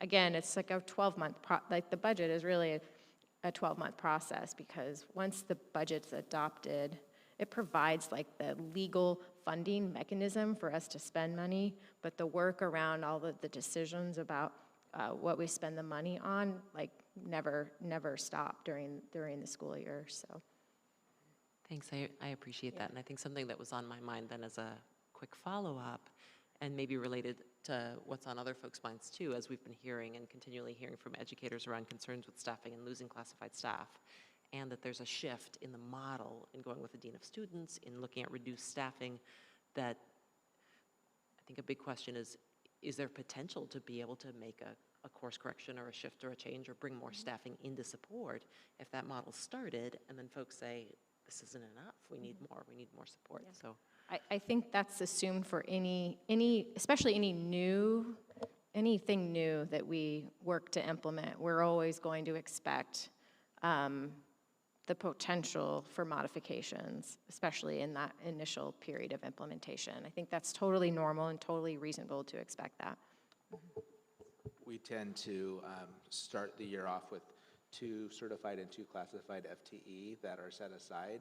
And that intention behind that is to look at what needs are and to address those needs. As an example, if we have a higher enrollment at one of our schools and we look at the number of teachers in that building and we know we need to make an adjustment, we have those FTE allocated so that we can hire somebody in August potentially if we see that is a pattern that we are anticipating seeing at that school. And so we do have some of those checks and balances in place so we can make modifications as needs arise. And that's, we've helped pretty much at least as long as I've been here, we've always had two certified, two classified FTE as built in for those sorts of needs.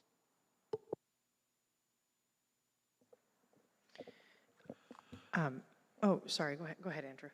No, you can go ahead first. Go ahead. Okay. So I remember from our last meeting that the number of cuts that we are seeing in this budget will be similar in the coming year, the next year, the 24-25 year.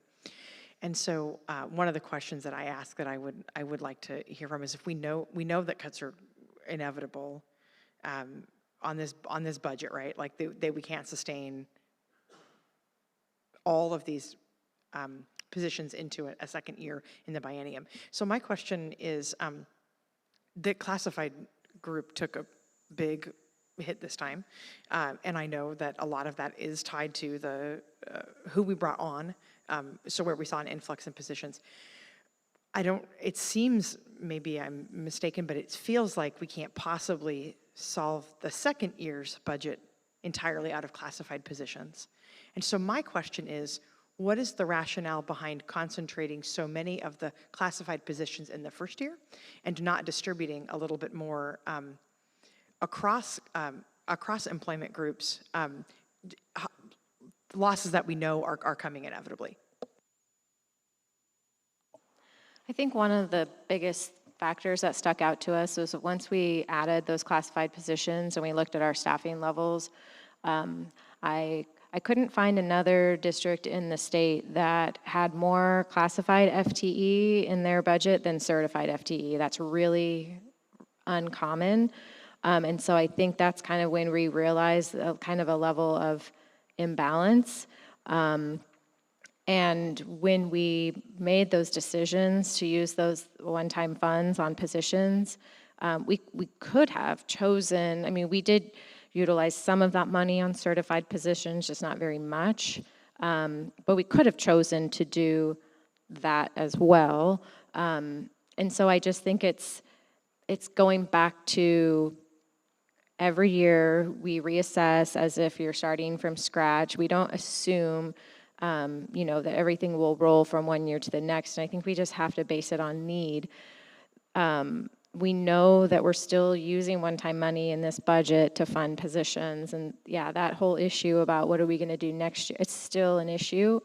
It's still a ways out, and there's a lot of things that could change and maybe change for the positive. And when we get to that point, it might be great not to have to do significant reductions next year. But I think with regard to the staffing levels, that was, for me, probably the on the surface is what looked the most unusual to me. And I think our focus is like using that Dean of Students model. We know that the number one indicator for student outcomes with regard to achievement is like that high quality teacher in the classroom. And I think we're looking to focus a little bit more in that area and just less on just we know we can't sustain the number of people working in our schools, and so just trying to take it one day at a time, and it will change. I mean, there's no question about that. The budget probably changed 5 minutes after I finished the proposed budget. I'm sure there was something that happened, and so it's a constant conversation. And maybe next year it looks different in that we are adding more classified than licensed. I think it just depends on that process that we undertake and the feedback that we're getting and trying to figure out the best way to address the needs. And it could look different from one year to the next. So the concern that I have and that I've been hearing, we pass this budget tonight, however we pass it, whether it's as written or with changes. The legislature finally gets around to doing its job and funds it at what the 10-2. What assurances do we have that that money is going to be spent wisely? Who are we going to be listening to when we allocate that money? And also, I guess from a procedural standpoint, does this committee have to meet again to allocate that, or is that just something that kind of falls into your purview and the purview of the board as a whole? So I'm going to address the latter part of that, the technical stuff. That's my jam. So from a technical standpoint, the budget committee approves the budget, and the board, the governing body, the school board, adopts that budget on June 15th. The budget committee may choose to revise the proposed budget, and that becomes the approved budget. And the school board may choose to revise that again, and that becomes the adopted budget. If at any point after the budget is adopted, we have a need to go back to the school board to increase appropriations so that we can spend more money than what was in the budget, we have the mechanism available to do that. It's called the supplemental budget.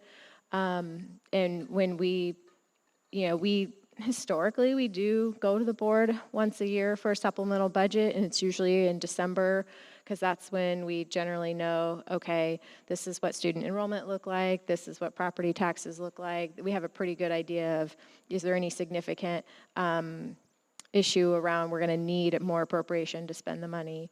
It's really just based around that. It's a technical exercise, really, that we can't spend more than what we budgeted. So if we have a need to spend more and we have that money to spend, we would have to increase those appropriations. The board also has the ability during the year to transfer funds from like one appropriation to another, and sometimes we utilize that as well. So Oregon local budget law requires you to spend within the appropriation at that function level.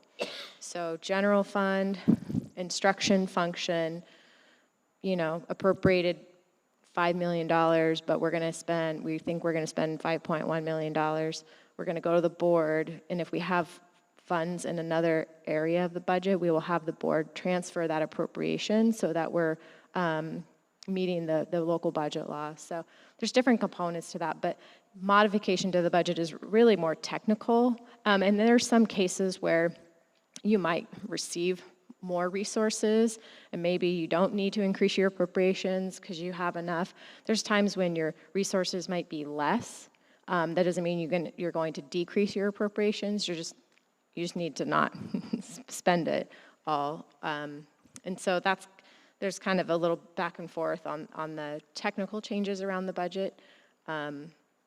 I don't know if you want to talk about like decisions around, like when we present a supplemental budget to the board, we usually break down like why are we coming to you, what's changed, and what do we intend to do with that. Oftentimes it's a big reconciliation. I anticipate that we'll be going to the board at some point with a supplemental budget to reflect the fact that, our certified salaries and benefits are going to be a little bit more than what we built into the budget. So we need to make sure that we have the appropriations to spend that money. Can I That's ask an a example. related process question? So when you prepared this proposed budget, you had certain assumptions about how much money we would be getting. And I realize we as the budget committee can make revisions to it.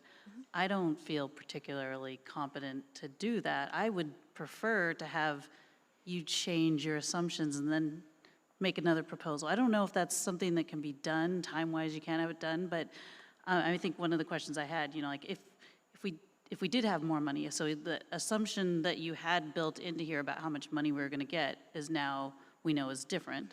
So I really want to know what your suggestions is on how we use that money. I don't really want to change the budget myself. I mean, sure. Again, there's lots of moving parts. If we have information about one particular issue, we know the state school fund will be higher. We don't necessarily know about other resources and whether they'll be higher or lower. But if the budget committee wanted to, you can definitely modify. You can amend the proposed budget and increase general fund resources by $1.5 million. And then on the flip side, you can increase general fund requirements by $1.5 million, and you could, identify, within the general fund, what function and object do you want to increase the funding for, and that would then turn into the approved budget, and then that approved budget goes to the school board. The school board may adopt that as it is, they may modify it in a different way, they may go back to what it was before, but that is the technical step-by-step process. And I know you're asking for a recommendation. Oh, So my sorry. recommendation would be that you adopt this budget, that we continue with our work related to collective bargaining, and we look at enrollment when we get to at the end of the first short period of time of the school year. So after 10 days, we look at the number of kids who didn't return. Those kids are dropped. We look at the number of kids that have enrolled beyond projections or below projections. Those two pieces of information are going to happen between now and October, and I would be concerned about making modifications right now until those two things are resolved, or because I think those are the two most dramatic factors that happen annually in our budget are going to happen in the next few months. The other thing that happens later in the winter is our local option levy, when we find out how much money we actually get in our local option levy, but that's later, that's kind of when we do the supplemental budget. But those two pieces are still so dynamic that I would be concerned about modifications at this point in time. So that's you have the prerogative to do what you're going to do, but that would be my recommendation. I want to share my experience with this. It feels like every 2 years adopting this budget is kind of an uncomfortable process. I mean, it can be an uncomfortable process for lots of reasons, but every 2 years when the legislatures, we don't know for sure how much money we're going to get. We've had a lot of years where we have uncertainty from the legislature, we have uncertainty from bargaining, we have uncertainty from student numbers. There are all these uncertainties and assumptions that are made in the budget, and it always feels like we're adopting a budget that doesn't have concrete answers in it, which I think is what we're all kind of feeling right now. But it also feels like we could make changes right now and then have to change them back because we still don't have answers to all those assumptions. So, I mean, I feel like, I think what you're feeling, Nikki, about changing and making these assumptions is unfortunately because of the structure of our biennial state budget and our requirement that we adopt a balanced budget every year. It's a common problem we run into. Next year when we come back together, the things that we will have in terms of variables will be smaller. We'll probably be in negotiations with our classified staff related to their contract, but that will be the one dynamic versus what we have going into the beginning of a biennium. So it will be much more clear. We will have hoping to have a multi-year contract with our certified staff, so we'll know about COLAs and those pieces. So those things will be in a different place in a year from now.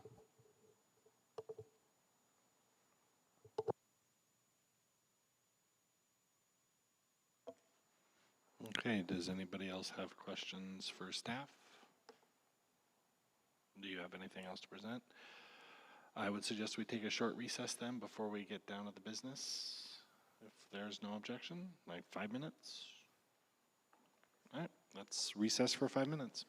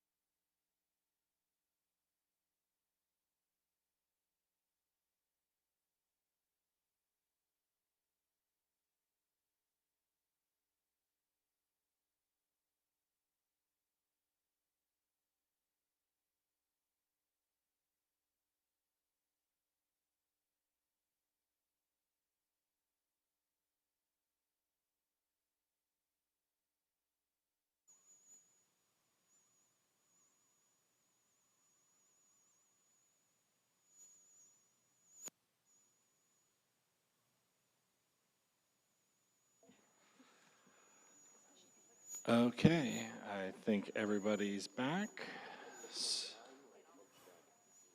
So let's get this thing done. So at this point, I will entertain some motions. I'd like to submit a motion for a revision to the budget. To revise the budget, though, first, I think we would have to have a motion to approve the budget, and then we can revise and amend, have motions to revise or amend at that point before any votes are taken. Thank you. Again, this parliamentary procedure is not coming natural to me. So basically, I ruled the motion out of order because she wants to amend the budget, but first the budget has to be proposed first before it can be amended. No, you don't necessarily need a motion to revise the budget. You can make a motion with different numbers than what you see here. So there is no motion, so there's no need to revise a motion, but you can make a motion to adopt or approve the budget if you include the revision, like by specifying the revisions you want. Does this make, am I making So sense? it would be like approve the budget with the following revisions. I Yes. think would be ruled in order. Great. There we go. Thank you. Lots of technical stuff today. Great. I would like to make a motion to approve the budget with the following revisions. The first revision would be to increase the revenue in Object 1910, rentals, by $100,000 by charging for the utilization of schools for after-school programs for organizations running these programs. The dollar amount is based on 4 hours a day, 260 days a year at $25 an hour, which was an average of the charging table that is available at 4 sites. From 2000, 2410, that's the Office of the Principal, to $2.865 million. The responsibilities of these roles will be divided between the new Dean of Students role and district administration to include the elementary school coordinator, high school coordinator role, assistant superintendent, and superintendent. We would reallocate the funds from both of these to functions 1111 and 1131 to lessen the impact of the support staff for the educators, maintain class sizes, and support the early literacy. The total between those two would be the $3 million deficit between those two functions that was indicated in the current budget. The recommendation for doing this would be the elimination of principal roles at the elementary schools and vice principal roles at the 2 high schools. Based off of my calculations, which admittedly are not nearly as good as Olivia's, the impact of this FTE reduction would decrease the overall reduction to the school district by 1/3. So instead of 43 FTEs that are currently being impacted, it would be closer to 28 FTEs. And it would lessen the impact on those roles that are student-facing and teacher supporting roles. Further, having additional district staff in the schools will help drive consistent policies. I'm gonna stop you right there. Let's focus the motion first on the exact numbers, and then we can discuss the rationales and the reasonings why, assuming we get to that point. So if you could restate your motion with just the exact numbers of what you want to increase, from where, what you want to decrease, whatnot, then we can get to the... Great. Increase revenue from 1910 by $100,000. Decrease funding from 2024-10 to $2.865 million. Reallocate the funds from both of those, the revenue and then the funds, the cut funding, to 1111 and 1131. Okay, did we get that? Okay, so we have a duly made motion. Is there a second?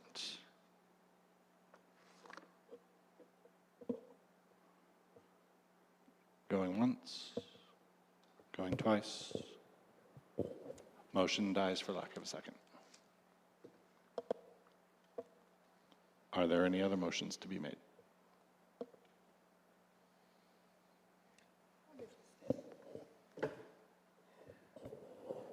I move to approve the 2023-24 budget, and I'm going to read from the text we were provided.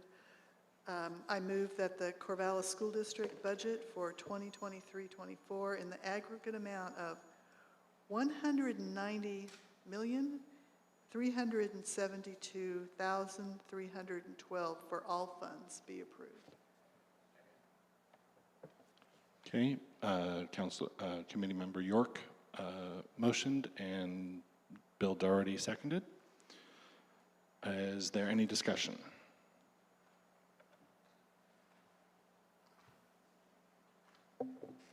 So now would be a great time in the discussion section for you to share what you were getting at with within your motion, and what you think how you think that that's relevant to what we should do and proceed with the current motion.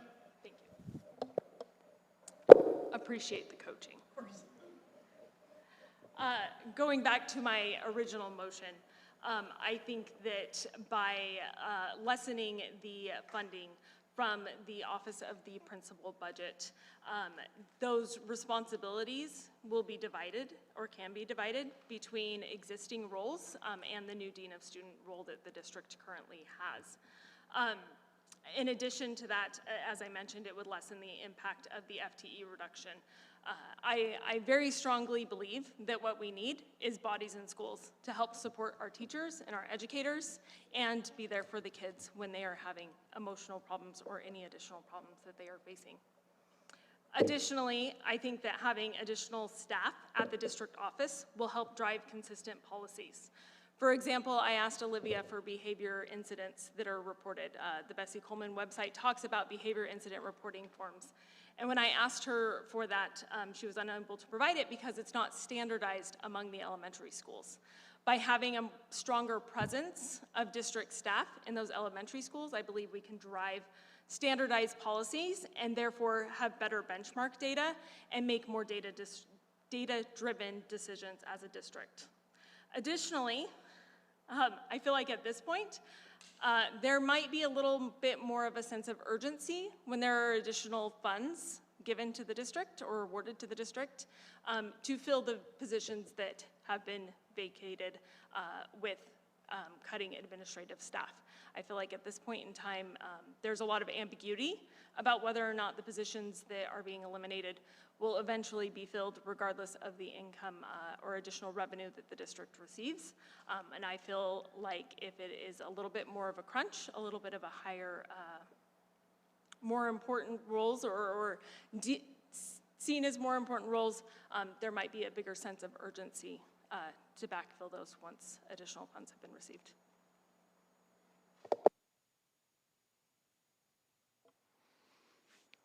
So at this point, you do have the option of now basically reoffering your motion as an amendment to, again, be potentially seconded or not, and then voted on if you so choose. Could we potentially stay in discussion for just another moment? Because I think Sure. I think you've raised some things that I would like to hear. I have a similar question about not. I guess my what am I trying to say? My question is about, we know that we have some unknowns, and one of those unknowns is how much something is going to cost us related to a particular staffing group. And I guess my hesitation in not discussing a more concrete plan for what we will do when the money eventually finds its way to us is that we're leaving ourselves open for that particular unknown to just assume all of those dollars. And I don't know if that's the message that I want to send around that. It is not a subtle request from the community, our staff, and our community in general, that we need support. We need dedicated behavioral support. We also need people in our buildings that will bring the leadership to help us maximize that dedicated behavioral support and expand and deepen the bench of who feels comfortable and capable to keep a student in their classroom and resolve a situation. But I have a couple of things I think are being presumed in there that I'm not sure if we asked our staff they would necessarily agree with. And one is that the behavioral issues that are disrupting class are because of the instructional capability of our teachers.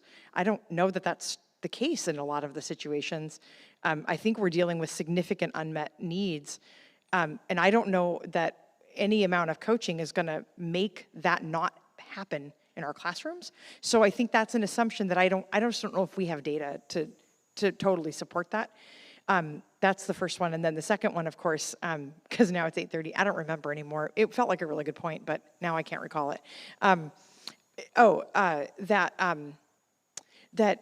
The other assumption being that with that training, the behavioral support staff, that the skills that they are bringing are not specialized enough.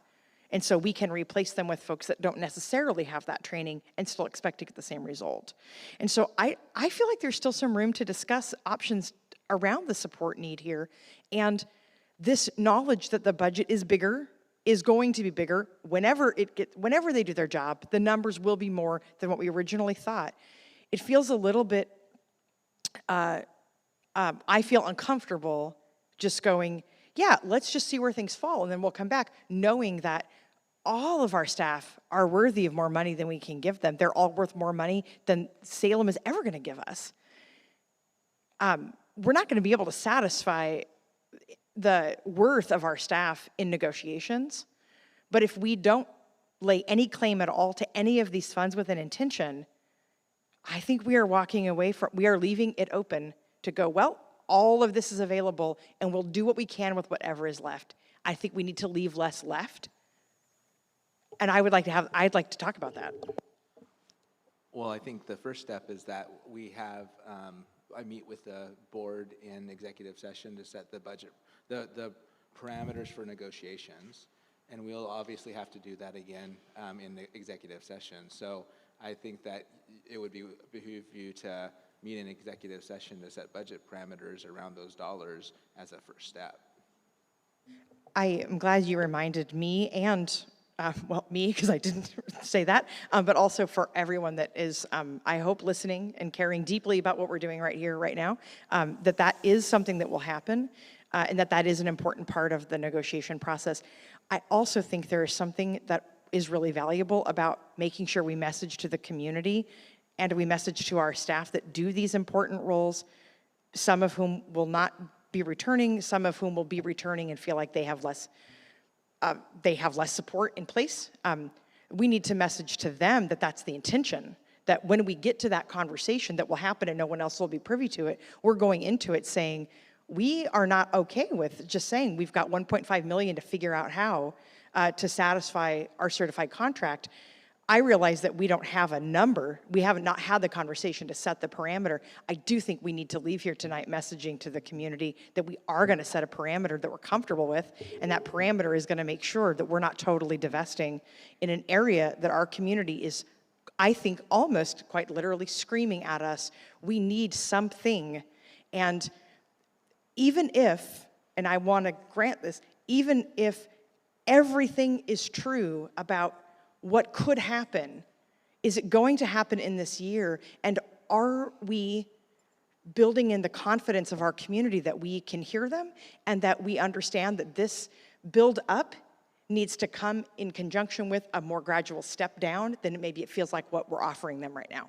So the other thing I would suggest is that as we work to build board agendas that we schedule for the fall, to have the opportunity to hear from the folks who are transitioning into these roles, as well as the principals, so that you have some sort of update and opportunity to ask questions, because again, this is a transition that we're making, and so I would encourage the board to continue to pay attention to this and maintain the focus on it, and for staff to be able to come and tell you how it's going. So I think both are true. One is that we need to meet to again reestablish negotiation parameters, because you set the standard for that as a board. And secondly, as the role that you play in support of our schools, that it would behoove you to get an update early in the fall to see how things are going. So as I think about next steps, those are the two things I'd recommend.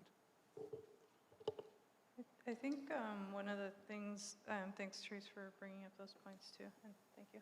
Courtney, I just am, there's something like that's sitting with me with the budget that it just is, there's something that I don't know, can't really describe, but I think it has to do with the amount of feedback we've been getting from staff and from the community, and I don't feel it reflected very well in the budget, like the whole thing, like the whole process. And I don't know how it to be more reflected, because I know we have like only a certain amount of dollars. I know we're operating with that initial set of numbers because the other part hasn't been approved.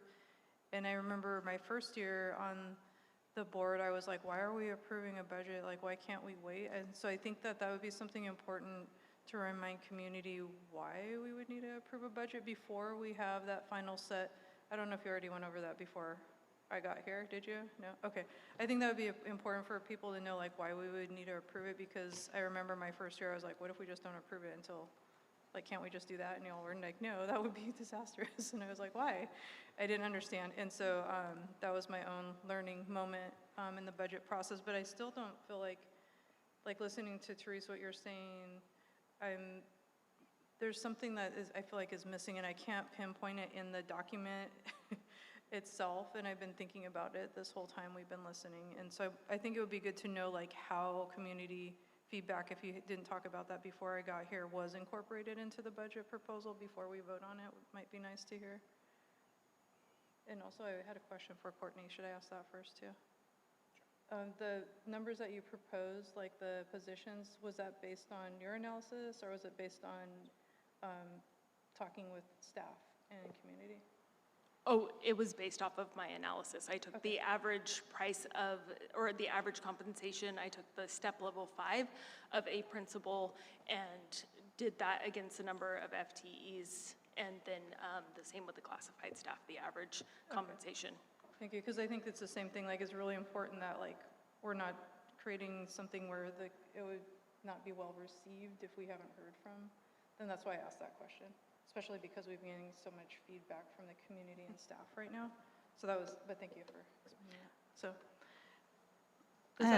does that question make sense, Ryan and Olivia, about the, like how it was incorporated in? I don't know if you already talked about it. We talked a little bit about it last week. Okay, thank you. If you did already, it's okay. Yeah, we kind of went back to last fall when the board launched the engagement sessions in the fall and sort of chronologically worked through the process. And so I think everyone else was here for that conversation. And I know you're familiar with the engagement work that the board has been doing leading up to the goal revisions. We talked about how, we work with our principals in the winter, how some of the staffing decisions are more formulaic in nature, like with class size targets and things like that, and how a lot of the support positions are based more on collaborative feedback and conversation. I think with regard to input, I mean, we also monitor school board meetings and public comment around that, and that's what drove that initial modification to the plan around the Dean of Students and going back and allowing for that additional position to support the transition year. And so I think that's a good example of a very recent process that happened based on some of the feedback. So I think for the most part, we're getting positive feedback about the commitment to make change and to try some new things to make change. Doing the same, I don't want to assume that doing the same thing that we've been doing is going to change anything. And the passion around the feedback we heard this year around behavior was strong. And I do think there's a strong commitment to making that change. The budget is just a plan, and the budget committee doesn't really have authority, nor does the board, to actually hire staff or decide how many staff we hire or what programs we offer. And so I hate to say that because it is always kind of like a rain on your parade type of thing, but like it's a really technical exercise to approve the budget, and I fully understand that, and I did not make these rules around how that works. But that is generally every year a level of discomfort around that whole notion of like you're working with numbers and dollars, but like there's decisions that happen that are sort of separate from that, right? And that feels a little awkward. So yeah, I appreciate that reminder, and maybe you can, if you can remind people why it's important to adopt it. But I did want to point out that what you're saying exactly, because that was my thing too, is like, we approve this high-level piece, but the intricate details of the operational piece of how the budget is spent on the operational level is way outside our purview. And so I appreciate that reminder. But if you can, sorry, Nikki, I didn't mean to cut you off, but Olivia hadn't answered that other about the why it's important to approve the budget instead of waiting. Well, we're legally required to adopt a budget by June 30th. We do want to be able to make our payroll in July and pay people that work for the district. It's a legal requirement, much like this whole, like all the weird steps that this process is, it's all laid out in local budget law. So we do need that to operate. We are also required to submit to the county assessors. So we're located in both Benton and Lynn counties. We're required to submit to our assessors our tax certifications by July 15th. If we did not do that, we would not receive any property taxes next year, and that's like a whole nother level of catastrophic, outside of just operationally. So there are some of those, some of the deadlines are because other entities need that information so that they can then do their thing. And for us, it's just that we have to have that by July 1 in order, we can't spend $1 at that point, and so we're pretty much frozen in time, which would also be problematic. Thank you. So if we were to approve the proposed budget as written, tonight or by June 30th, I appreciate, Ryan, that that's your recommendation that we do that, and then we'll deal with the extra funds when we know that and we know what the bargaining is. I have two questions related to that. One is, what assurances do we have that where those extra funds would go then? I feel like the budget committee is like deciding on a fiction because we know that that assumption was wrong. And then second of all, if we were to approve it, what is the message going to be out to the community? Would we say this was approved, but it was based on old assumptions? We know that's wrong. So, I remember this actually from when I was a kid in Corvallis, that there was like people technically got cut or, weren't renewed, but then they were renewed by like August, September. So is there going to be some assurance out to the community that it's not as bad as the budget that was approved, that it's better? Because everybody in the community heard about that we got good news from the state. So our general fund budget is just over $100 million, and the increase in state school funding is $1.5 million. And I'm not saying that's awesome, but there are so many other components of the assumptions around our resources. I'm not talking about spending, I'm talking about money coming in. That 1.5 million could turn into 5 million, or that 1.5 million can turn into negative, 1 million. And so I think the emphasis on just this one change within this one source, it's really great that it's not so much of an assumption anymore, but the majority of all of our other general fund resources are still based on assumptions around student enrollment, what's the growth in assessed value going to be, what's our compression from taxes going to look like, what's the collection rate going to be like. And so I'm not saying that the 1.5 million is not a big deal. It makes a huge difference. But when it comes to the bigger picture in the general fund budget and all of the different moving parts, it's kind of like we don't know what things are going to cost 3 months from now necessarily, right? But we know we got some extra money. It's kind of hard to say this is how I'm going to spend that extra money. Like if this was just me, my personal banking accounts, right? Like if I knew there was going to be a cost increase, but I wasn't sure how much it was, I'm going to be a little conservative to make sure that like whenever that cost increase does happen, I have the ability to pay for it. If I end up with more, that's great. But if you end up with less, it's a big deal because again, the budget has to be balanced. And so it's a much higher risk to push forward and spend money. We know we have that money, but we're talking about like the big budget as a whole. And I think, it's just really early to tell. I mean, I have my crystal ball on standby all the time, and things constantly change for us. My biggest concern is if our enrollment is like 30 students less than what we projected for this year, that $1.5 million is gone in a flash. And so those are the types of things that I am thinking about all the time, because I don't want to have to come to the board in September and be like, you know, we have an issue. We're either going to have to tap into reserves to address this, or we're going to have to make some reductions somewhere to address that. So just trying to be, you know, fairly cautious about that. I think if I was, I always use this analogy because it happens. If I was at Safeway and somebody came up to me and asked me a question about being on the budget committee and the decisions that were made, I think that my takeaways currently are that we had a budget that came to us based on 9.9, and we are really fortunate that the number coming back from the legislature is more than that. The district has heard us in terms of the way those additional dollars are spent, and that the board leadership's going to hold the superintendent accountable to provide an update and information about how those dollars move forward because it's a 2-year biennium.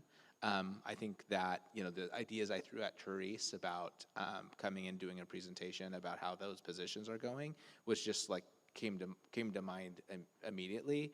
But as I'm walking away, what I'm hearing is that there is a focus on how that number has changed and what the difference it's going to make in our schools. And so that's probably more than you say in the milk aisle, but generally speaking, that's what, like as I'm thinking about what we've done or what we've accomplished in the last couple of meetings, I think that's where we're at. And then we will know more based on when we have enrollment come in and when we finish our work with our association. I mean, it's a moment in time, and the budget is a plan, and that feels like a cliche thing to say, but it truly is. And you have 7 community elected members that are going to hold us accountable to how we spend those dollars.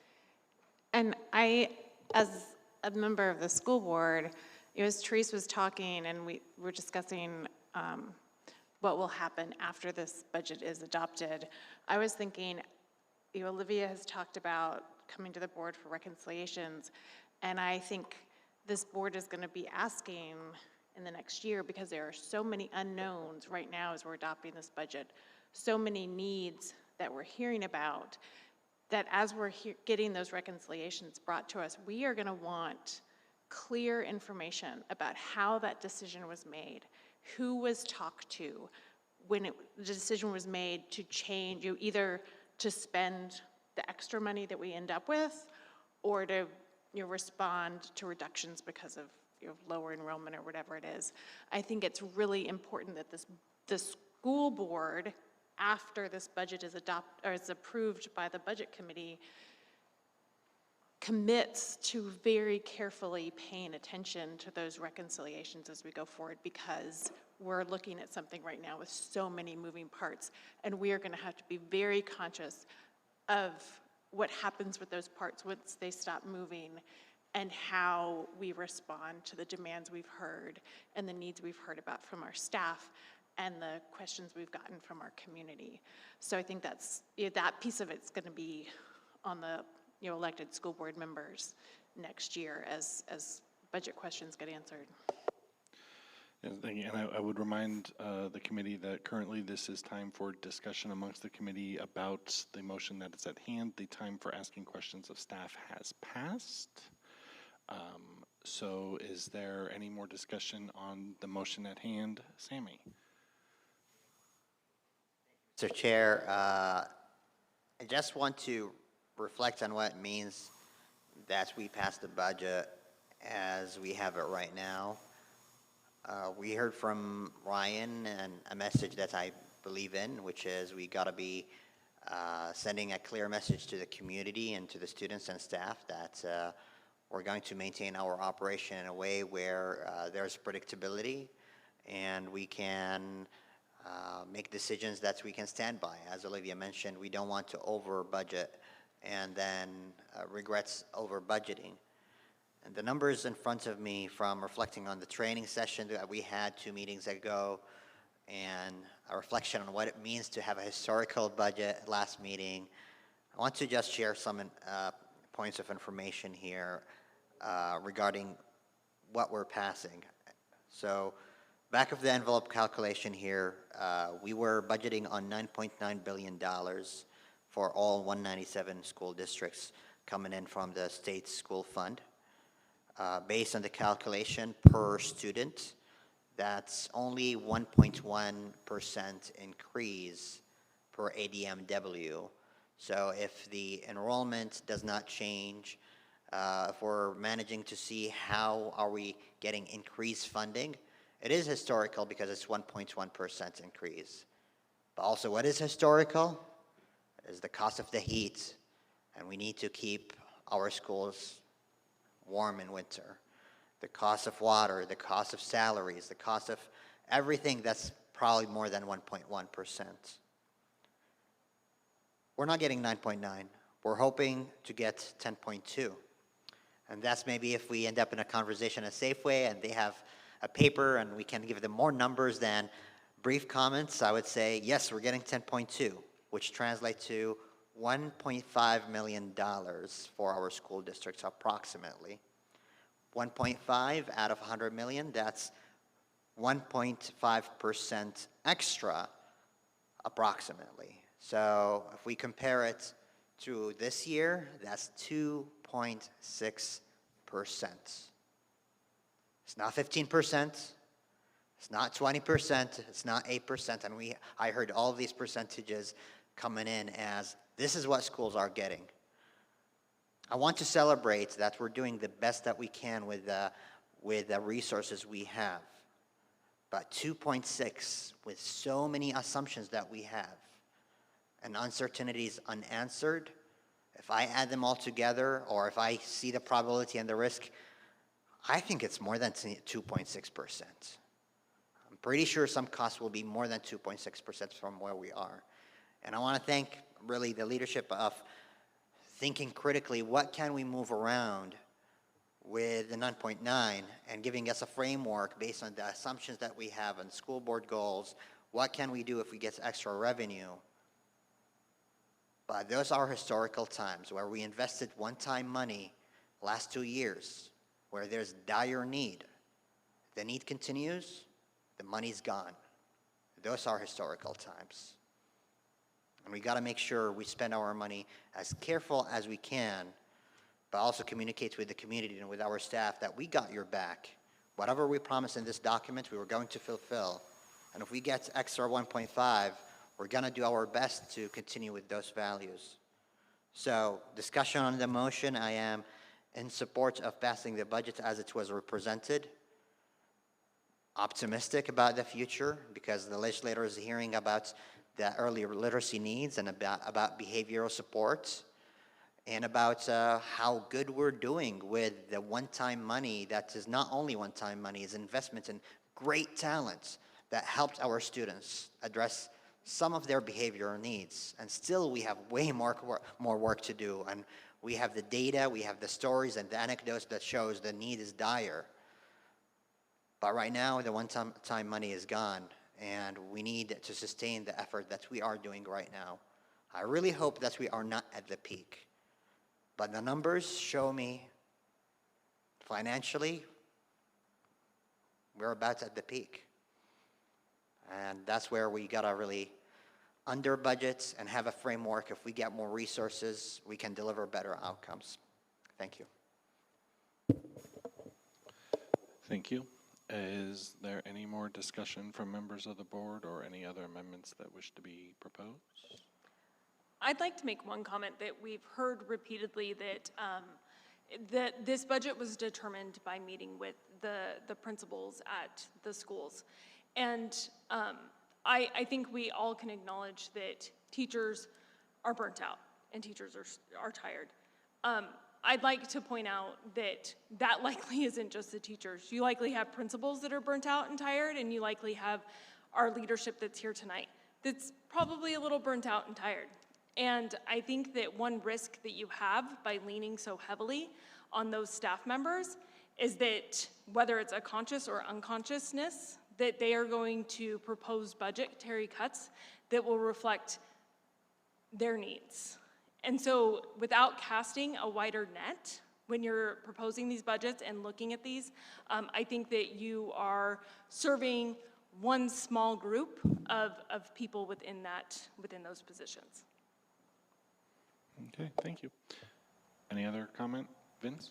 Yeah, I just want to reflect, I fully appreciate and understand the frustration in the room.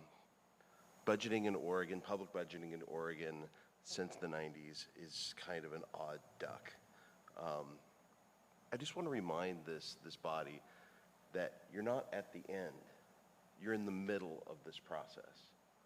This process started in the fall when the district started getting input from the public. We had 8 robust public listening sessions where we got a lot of input. And then, of course, our administrators were doing roll-ups from their buildings. There was critical analysis that ultimately found its way into the document that we're seeing today. And this document isn't done at this point. We've heard over and over, that this is just a plan. We've heard that the board is going to get a supplemental budget. It's going to happen. Happens every year. This process will end in December. And so clearly there is a need for a collaborative approach to allocation of any additional funds that may become available. And it's up to this board and this district leadership and our staff to hold ourselves accountable to that process. We are facing a lot of uncertainty. Sammy, you really, really touched on that. We are seeing the end of one-time monies that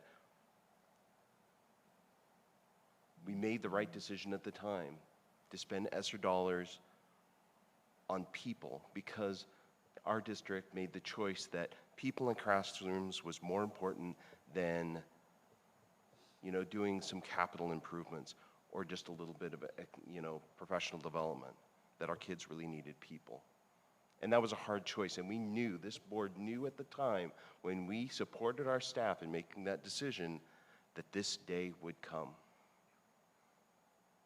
And here we are. This is the consequence for making that choice.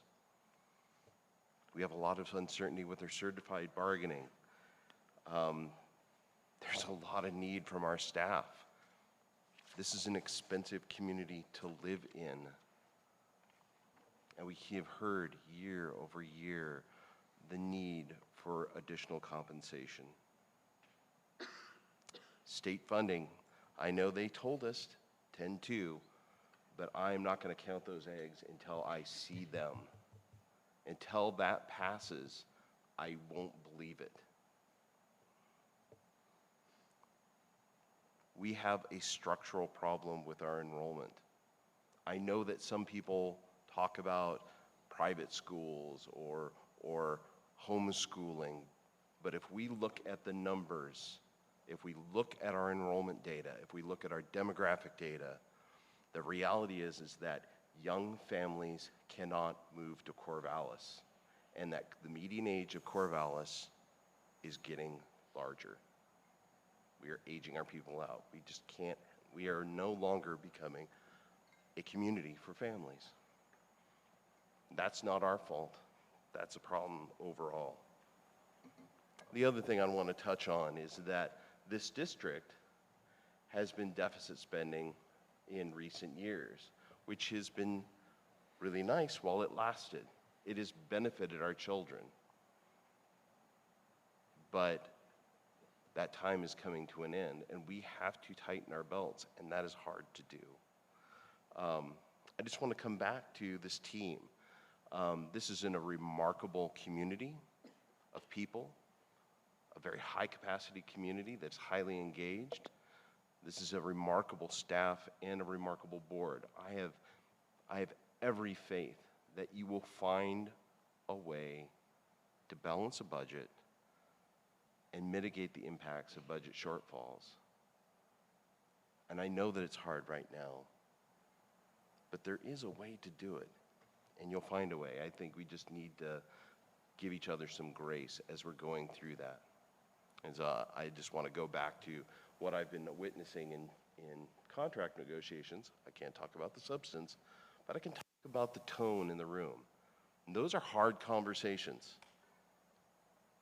you know, because we have district staff staring at, you know, a fiscal constraint that they can't change. And our educators who desperately need more support, both for, you know, in their paycheck, but also in the classroom. And I see people working as hard as they can, sharing their just gritty, deep truths in doing that work. And so that's where I really derive a lot of my inspiration and hope for this, that we have people bringing creative ideas to changing the budget or doing something different, thinking differently. Maybe it's not the right thing, but at least we're coming up with new ideas. So I just am very hopeful, and I look forward to voting for the motion. Thank you, Vince. Any other comments? Courtney. I go first. do want to make one point, and I know that it was rather aggressive last meeting, but the national average for private school enrollment in the U.S. is 10% of overall kids. 90% of those go to public schools. Again, we have 975 students, rough estimation based off of the data that is available to us, currently enrolled in private education, and that's not including homeschool numbers. So we are well above the national average for students that are, or kids that are not enrolled in public school.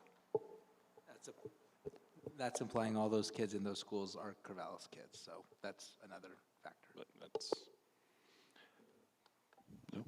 One of the things that popped up for me listening, Vince, I appreciate what you said, is that we knew that they were temporary funds, but I don't think any of us or Ryan or any of the other staff could have predicted the immense amount of need that was going to result from the pandemic that we're in now. And that's where I know a lot of the community and staff input is coming from, like just seeing this huge impact on students. And it's like, it's really heartbreaking seeing that need exist and the funds disappearing because it's not being invested by the state or through federal funds to continue to support these students that have been impacted. Like, I don't understand why those funds can't follow these students through that have been so heavily impacted. And it's just gonna, I just wanted to point that out. Like, we could have never predicted it. Like, we may have known it was gonna, the funds would end, but maybe some of us were hoping they would like come to their senses and want to support these students a little bit longer by supporting the staff longer. And I'm reflecting on something Ryan said, was like, nobody asked us what was going on. That was a recent meeting, right? Nobody asked us if the pandemic was over, or the impacts, right? And it's so true. And I think that's really what's happening. And so, yeah, it's just really sad, so. Melissa and I were talking about that as we left the College Hill Film Festival earlier this week, and multiple of the stories that students shared were about the impact of the pandemic on them, and that I take that to heart. Those are hard stories to hear. okay. Did you have a comment? There's all these things that could be said. I guess I just want to say that I know, and I have a tremendous confidence that when the decisions that went into this budget were made, 100%, I know that it was, how are we going to do the most we can for our kids? And I don't doubt that at all. When we knew that the one-time monies would go away, and we did know, and there is great heartbreak in the lack of recognition that the needs are still here, and that the needs were probably here before the pandemic. and then the pandemic provided a reason why we would maybe step in and meet some of them, and they're not gone. We knew that the dollars would be one time. I think where I have struggled is in the dollars were one time. The decision about what to do with these dollars are not one time, and we don't have to follow the one-time positions with not one-time dollars. We can allocate them according to how we in our district think that we need to allocate them. And so it's just that the messaging that FaceTime with our students, this is a tremendous loss. I just think it's really important that we just acknowledge that when the one-time monies went away, the decision mostly has been to let the one-time positions go too. And there are reasons for that. And I am not a superintendent. I'm not a principal. I'm not any of those things. I don't pretend that I am those things. I just know that when I'm a community member and I'm hearing the decisions that are being made, it is not comforting to hear, well, that was a one-time dollar position, if that position feels essential to the stability of our classrooms right now. And so I always want to caution us with our word choices that we don't send a message that that we do the best we can not to send a message that isn't what we're really trying to say. Because I know we're not trying to say one-time positions or one-time dollars meant we can't keep those positions.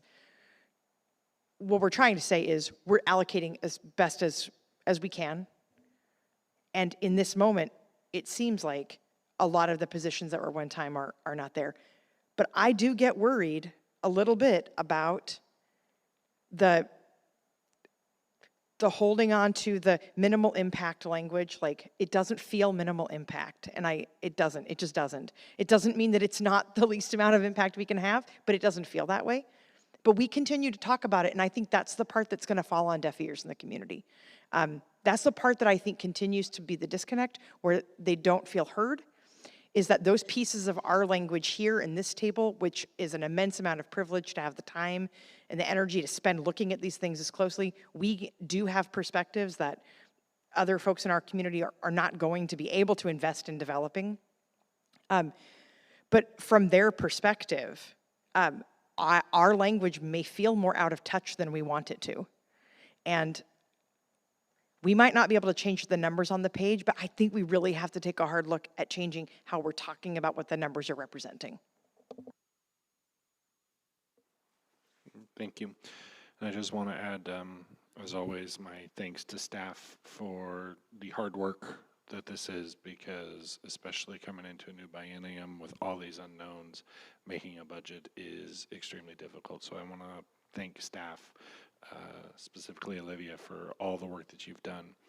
And I just want to reiterate kind of what Vince was talking about. There are structural issues with how everything is funded here. I would really like to see the school board not only be advocating to the legislature for full funding like they have been doing, but also advocating for local control so we can better decide what is best for our students, because I believe that the people who know what our students need the most are the parents and the teachers that see them every single day, not bureaucrats in Salem who don't. I would love to see the school board try to focus on that as well. But that's really all I want to say on this matter. So at this point, we do have a motion to approve the budget at $190,372,312. And I would invite the secretary to take the roll for a vote. Sure. While I'm drinking water. Sorry, let me turn that on. Yeah, thanks. Okay. So the motion to approve the budget, that's what we are answering now? Okay. I approve. Aaron? I also vote to approve. Sammy? Aye. Penny? Aye. Aye. Nay. Aye. Aye. Aye. Aye. Aye.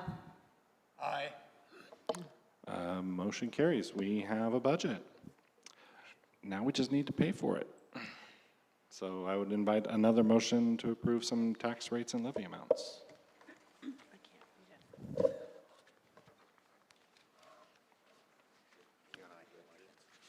Go for it. Again, I'm going to read from the text before us in a halting way, my guess is. I move that the permanent tax rate of $4.4614 per 1,000 of assessed value be levied for operating purposes, that a local option tax rate of $1.5000 per 1,000 of assessed value be levied in support of the general fund, and that a tax amount of $15,816,512 be levied for the service of bonded debt obligations. I second. Okay, we have a duly made and seconded motion. Once again, let's go ahead and take the votes, starting with Therese. Aye. Aye. Aye. Aye. Aye. Aye. Aye. Aye. Aye. Aye. Aye. Aye. Motion carries unanimously. All right. That leaves one last little bit of business to approve the minutes that we didn't get to last time. And at this point, I'm gonna just go ahead and ask for unanimous consent to approve all of the minutes that were submitted, if there is no objection. So moved. All right. You need a motion. All right. So we've got it moved and seconded. Is there any objection? Hearing none. All right, the minutes are adopted. That leaves us only one more motion so we can get out of here. Mr. Chair, Yes, sir. I move that we adjourn. All right. We'll seek unanimous consent. Is there any objection? We are adjourned.